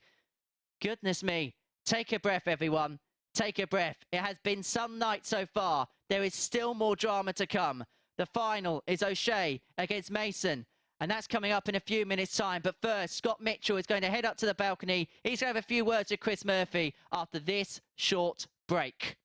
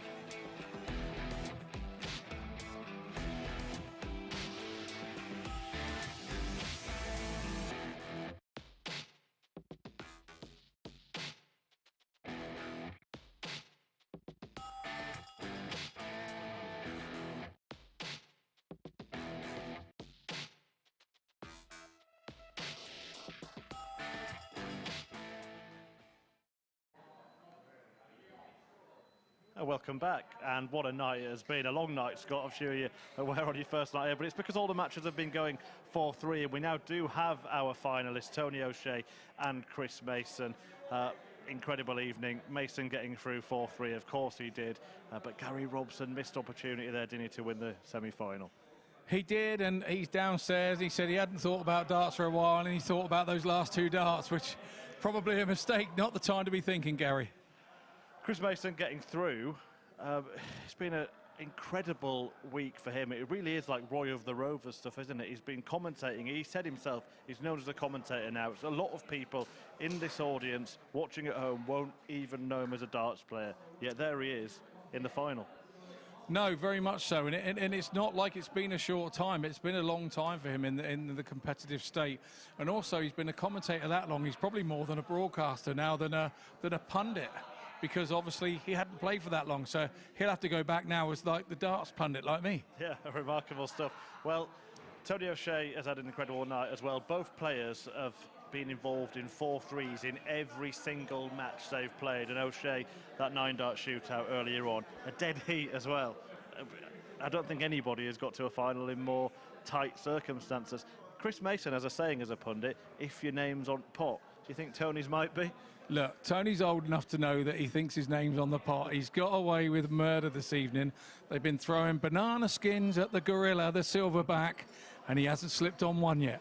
Well, the prize for getting through by winning this final, this race to 7 legs, is £5,000 and, of course, a place at Champions Week, which is next week. And we can take a look at the players that are already there with 1 space left to fill. So Robert Owen, Graham Hall, Chaz Barstow, Daryl Pilgrim, Lee Evans, Kieran Tian, Graham Usher, Conan Whitehead, Gavin Carlin and Peter Jakes all won their weeks, but we can now reveal that Josh Payne has been added to the lineup as the best performing runner-up, because Scott Williams is unable to play because he's going to be where you are, playing in Players' Championship events on the PDC Pro Tour. But Josh Payne, an excellent addition to that lineup. Yeah, absolutely. He's been impressive. You know, the disappointment of losing in card last year, Josh has come here and set his stall on it, and really he was unlucky not to win a week. So whoever wins this match will get through. Come on, I'm going to push you for a prediction. It's a bit of a coin flip, isn't it? But give us a name. Do you know what? My heart says Chris because of all the comeback scenarios, but my head says Tony's just got to have a little bit more. Will it be silverware for the silverback, or can Chris Mason really do this? Well, we're about to find out in the company of this man and Henry Deacon, and Marco Meyer has one last match to get the players on stage. Ladies and gentlemen, it's finals time here at Finals Week at the MODUS Super Series here at the MODUS Live Lounge in Portsmouth. Please welcome the 2 players on the stage. It's silverback Tony O'Shea and Mace the Ace Chris Mason.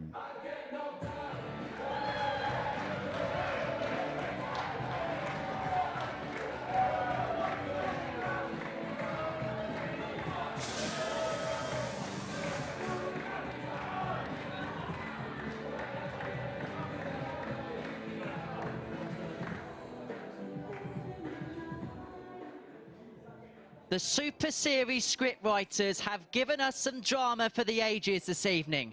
A 9-dart shootout going to overtime, 2 semi-finals going to a deciding leg, and possibly the story of all stories. Chris Mason may well be 1 game away from Champions Week.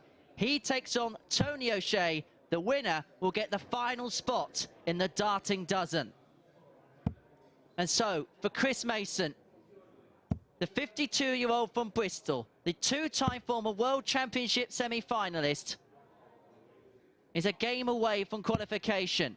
He takes on a 3-time BDO World Championship runner-up in Tony O'Shea, the 61-year-old from Stockport, who has had success on the Seniors Tour this year. For Chris Mason, it's been his first throws on a major stage in 12 years. And so, it all boils down to this. Are we going to see the ultimate tungsten fairy tale and Chris Mason turn back the time and qualify for Champions Week? Darts like that will help. 115. Now, Tony O'Shea has his own story to write.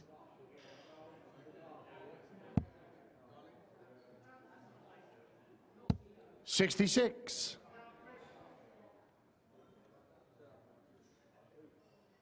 And alongside me to talk through all the darting drama to come is the 2015 BDO World Champion Scott Mitchell. This could be the tungsten story, or one of the tungsten stories of 2022. It could. As I said upstairs, my heart says and hopes that maybe Mace can live the dream.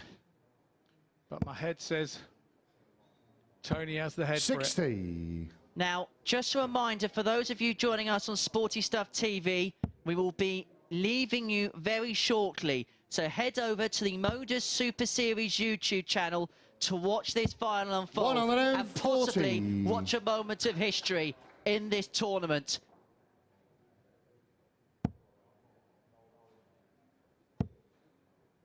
And so Chris Mason, after 12 darts, leaves 74 to hold in the first leg. Now, 59. This is the one game in the week where the players will bull up in the practice room. Mason has the honour of the darts. And so double 12 for the first leg. Yeah, that's game short in the first leg. Chris Mason has a 1-0 lead. He takes the opening rubber. Second leg is Tony to throw first. Game on. But tonight has been a night that perhaps sums up Tony O'Shea's career, because he is the ultimate darting scrapper. He is someone that 58. Will always go to the well and will always do things the most dramatic of ways. Indeed he will, even if he's got to break the throw. 93. Tidy pick up from Mace there last dart. Could be important. They're all important in 100. Finals. There's nothing like playing in the final. There's nothing that makes your heart beat. It's the place you find out about yourself. 140. I've got a feeling nobody likes me. Chris Mason's wanted to qualify for Champions Week. He's already qualified for tonight. Chris Mason decided, Chris Mason decided to go upstairs. I think you may have something there, H. You may have something. 100. Back to the serious action. Mason should have fought that one through to leave himself a finish. And if O'Shea can crank in another treble, it would have left him on a finish. So Mason gets away with it. 6-on-168 for a 2-0 lead. Mason has turned the throw. And he will wish to 60. keep continuing to squeeze.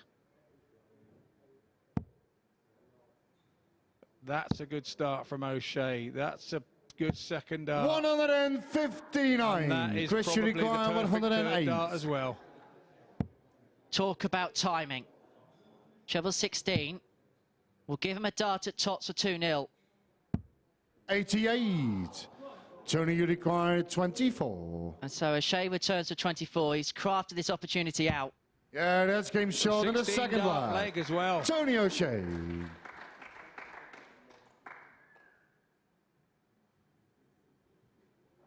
Third leg, it's Chris to throw first. Game on. A rare holder throw there for Tony O'Shea. But if there's anywhere to do it, probably the final's the best time to start it. 60.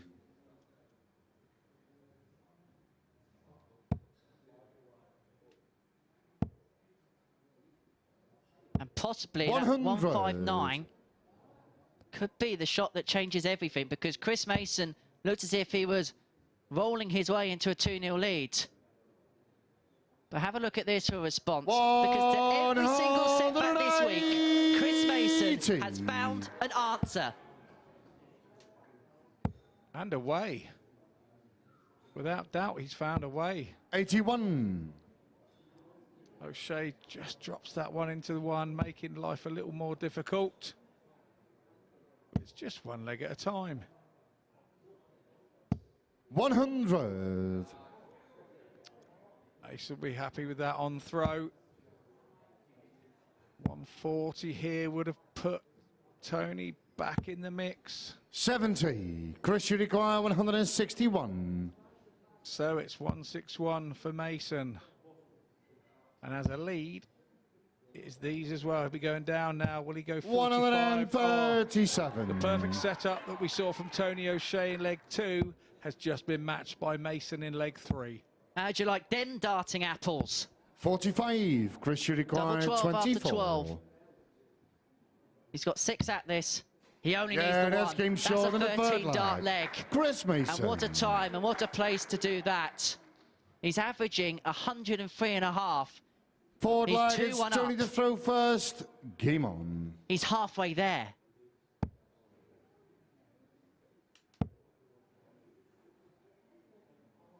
He was 18 to 1 to win Group A at the start of the week. He was the darting outsider.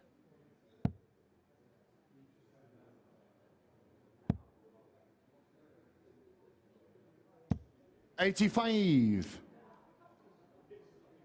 I've got to say that he has been the revelation of the week for all of us. He really has 60. stood there toe-to-toe. No matter what happens from here on in, he will walk away being amazingly happy that he's in the final. But the competitor that he is, I know that he is. 140. Now he's in the final.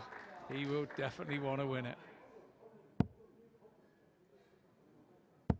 There was no expectation at the start of the week, but he's got the taste for it now. 140. However, O'Shea is now the favourite to win leg 4. Let's not discredit O'Shea one bit, because he's had to ride the tungsten storm throughout the course of the evening. 100. 4-3 in both of his games in the group. He had to go to overtime in the 9-dart shootout. 4-3 against Dudbridge in the semi-final. 59. He's had to battle his way here.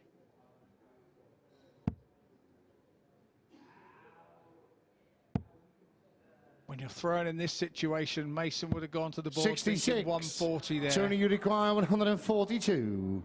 And then when he's got a 5 and a 1 in there, 66 was best case scenario. O'Shea has now got double 11. Yeah, that's game short in the forward line. 2 to Tony hold O'Shea. your throw. These boys, what are they doing to each other? Fifth flag is Fantastic Chris to throw darts first. Game here on. at the Super Series. Best of 3 for the final spot in Champions Week. 100.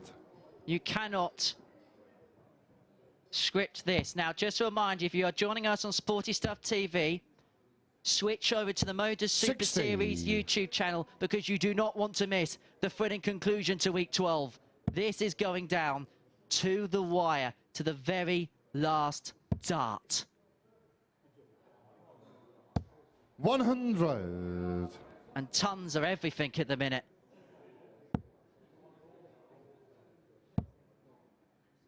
This fifth leg is so important. 25. Could the momentum of the match go here, right in the middle of it? Mason is 100 ahead plus 96.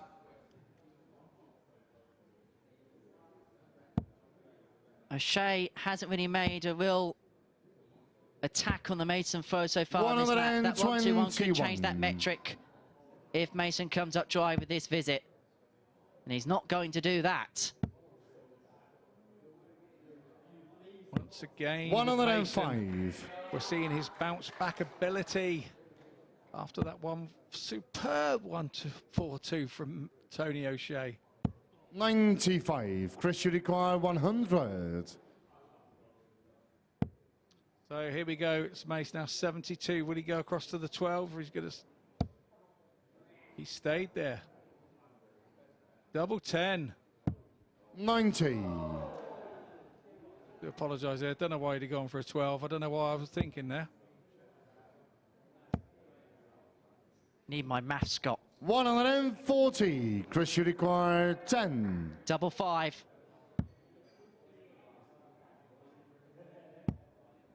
No score. Oh, it's got on the other side, and this could all change. Tony, you it could all require change with this 60. visit to the board. A bit of Mardle lateral drift there for Mason.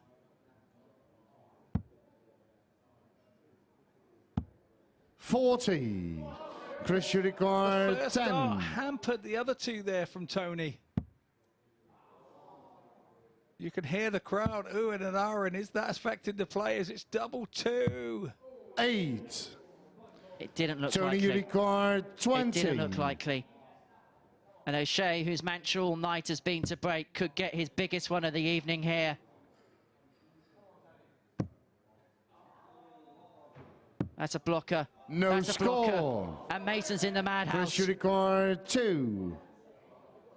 I can hear everybody down the pub Yeah, saying that's game one up, short one in the in, fifth and the one flag. up went Chris straight in. Mason. Chris is on the cusp. 6 flag, it's Tony to throw first. This could be Game on. miraculous for Mason. He could be a leg away now. He's 501 points away 60. from completing the darting fairy tale. He spent weeks upon weeks sat in the chair that me and Scott are in now, saying 57. he hasn't got a chance. He was playing himself down. He was playing his chances down. Well, he can play them up for all it's worth now. 60.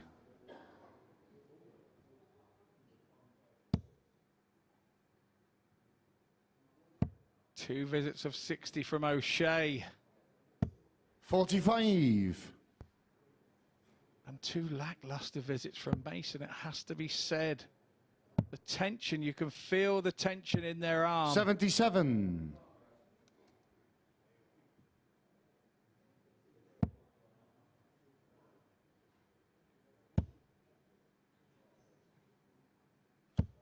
This is one of those matches where you just cannot take your eyes off the screen.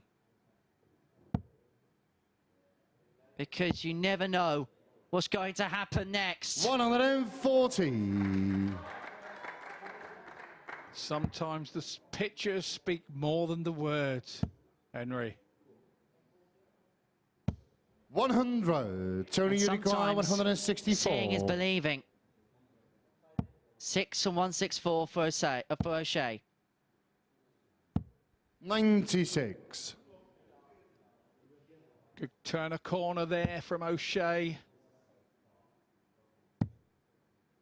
Mason needs a treble. 59. Tony, you require 68. 6 from 68 to take us to a deciding leg. And the way tonight has gone, perhaps it is fitting. One dud at tops. 48. He's going to return, though, for free in hand at double 10. But we saw how much of a scrap Chris Mason made out of that scenario in the previous leg. And he's going to be under pressure. Severe pressure. Go high. Go high. 140. Tony, you require his eyes 20. opened up as wide as 2 dinner plates there, Mason, but it's... Yeah, O'Shea that's game with short in the 20. 6th flag.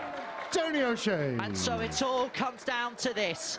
We know 11 of the 12 names that are going to 7-10 participate final in act. It's Champions Chris to Week. throw first. One leg Game of on. 501 will decide who the 12th and final name will be. It is Chris Mason who has the dart.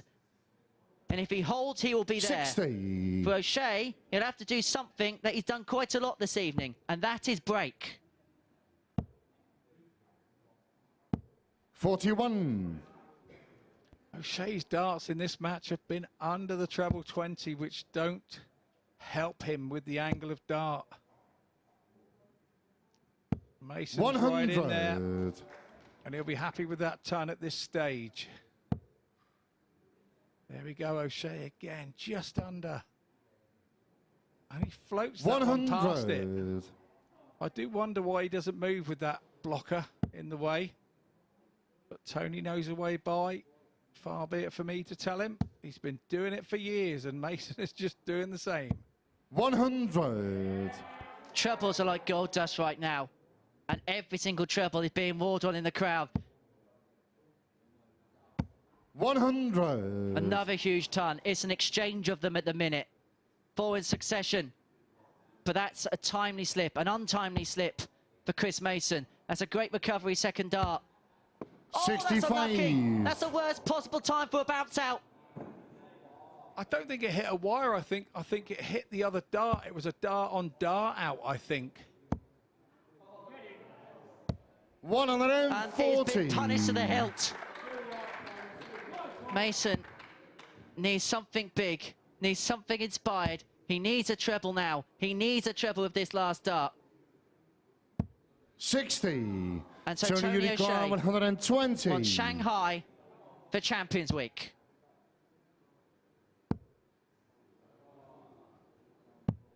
$42. Chris, you require 160. And so is it going to be the story of all stories? Tops. Game, shot, and the match. Chris Mason. Super Series. Mace has played his aces and he has qualified for Champions Week. It is the Super Series story of 2022. From commentator to champion, Chris Mason is there with an 88.5 average, 2 maximums in the match, 4 out of 10 on the doubles. The highest checker of the match of 142, and Chris Mason is going to be the 12th name added to the Champions Week Roll of Honour. He was meant to be commentating on Champions Week. He's going to do one better than that. He is going to be playing in Champions Week. And so let's hear from our Week 12 champion, Chris Mason. He's talking to our fellow Chris Murphy. Thanks, Henry. Chris Mason, what have you just done? I don't know. Literally, I just feel like I've been put through the ringer all night. It's, yeah, like enjoyable in a mad kind of way. But wow, this is so tough. Like tougher than anything I've ever played in ever. At the start of the week, you started producing some good performances. People started taking note. But this night has been, not just here at the Super Series, one of the craziest nights of darts ever, anywhere. Yeah, the 9-dart shootout, and then not knowing what was going on with that, and then obviously Richie and then Tony having to have another throw. Yeah, it was just mad. But it's been a mad but enjoyable week. And listen, a couple of old timers and a couple of old faces, and I hope everybody's been totally enjoyed it. You played your chances down from the beginning of the week. When we spoke to you in commentary, you were saying, you know, I'm just going to go and see how it goes. Did you ever think you'd be standing here right now as the winner? No, not at all. No, not ever. You know, it's irrelevant what you do in a Tuesday night down the Red Lion or down the Dog and Duck. You know, we all know, like all the players that play in this all know that they can play to a certain ability, but it's them producing and getting a bit of luck. Listen, I'm the first to admit some of the stuff I threw this week was horrific. But it's all about timing, and this is like no other tournament. You know, it's not a knockout thing. You've got to change your mindset a lot, and yeah, it's incredible fun, but really tough. A couple of things to ask you about moving forward as well. First of all, you've been invited to the World Seniors. Looking forward to that? Yeah, absolutely, yeah. Listen, it was my choice to try and qualify by right and see if I could get myself on the tour. Unfortunately, with this and the workload that this has taken on, I was unable to attend as many tournaments as I wanted. So, listen, the offer was there. I'd be a fool to turn it down. I'm extremely grateful to all of the organisers for giving me a shot. And listen, who knows? And I'm not sure if the next bit is good news or bad news based on some of the stuff that you've said about how you felt this week. But you've got to come back and do it all again next week. Champions Week next week. How are you feeling about that? Yeah, not Monday. Not Monday. I am not doing a Monday. It's mentally and physically the toughest thing in darts I've ever played. I played in many pentathlons, and we had the Crondon Park Champions League of Darts. This is just a different level. Well, Chris Mason's defied even his own expectations here at the Super Series. Maybe he's not a commentator anymore. Maybe he's a darts player again. Oh, I am. And he will be back at Champions Week. £5,000 richer as well. It all gets underway from 9:30 a.m. on Sporty Stuff TV and the MODUS Super Series YouTube channel on Monday morning. Mace says he's not playing then, but we'll wait and find out. All these people are waiting to give you some congratulations, Mace, so we'll get you go and get their applause. Thanks, pal. But Mace has aced it here at the Super Series for this week, and he will be back on Champions Week on Monday. Chris Mason, ladies and gentlemen. Thank you, everybody. Brought to you in association with Bet365, Betfair, Betfred, Coral, Ladbrokes, Paddy Power, Unibet and William Hill.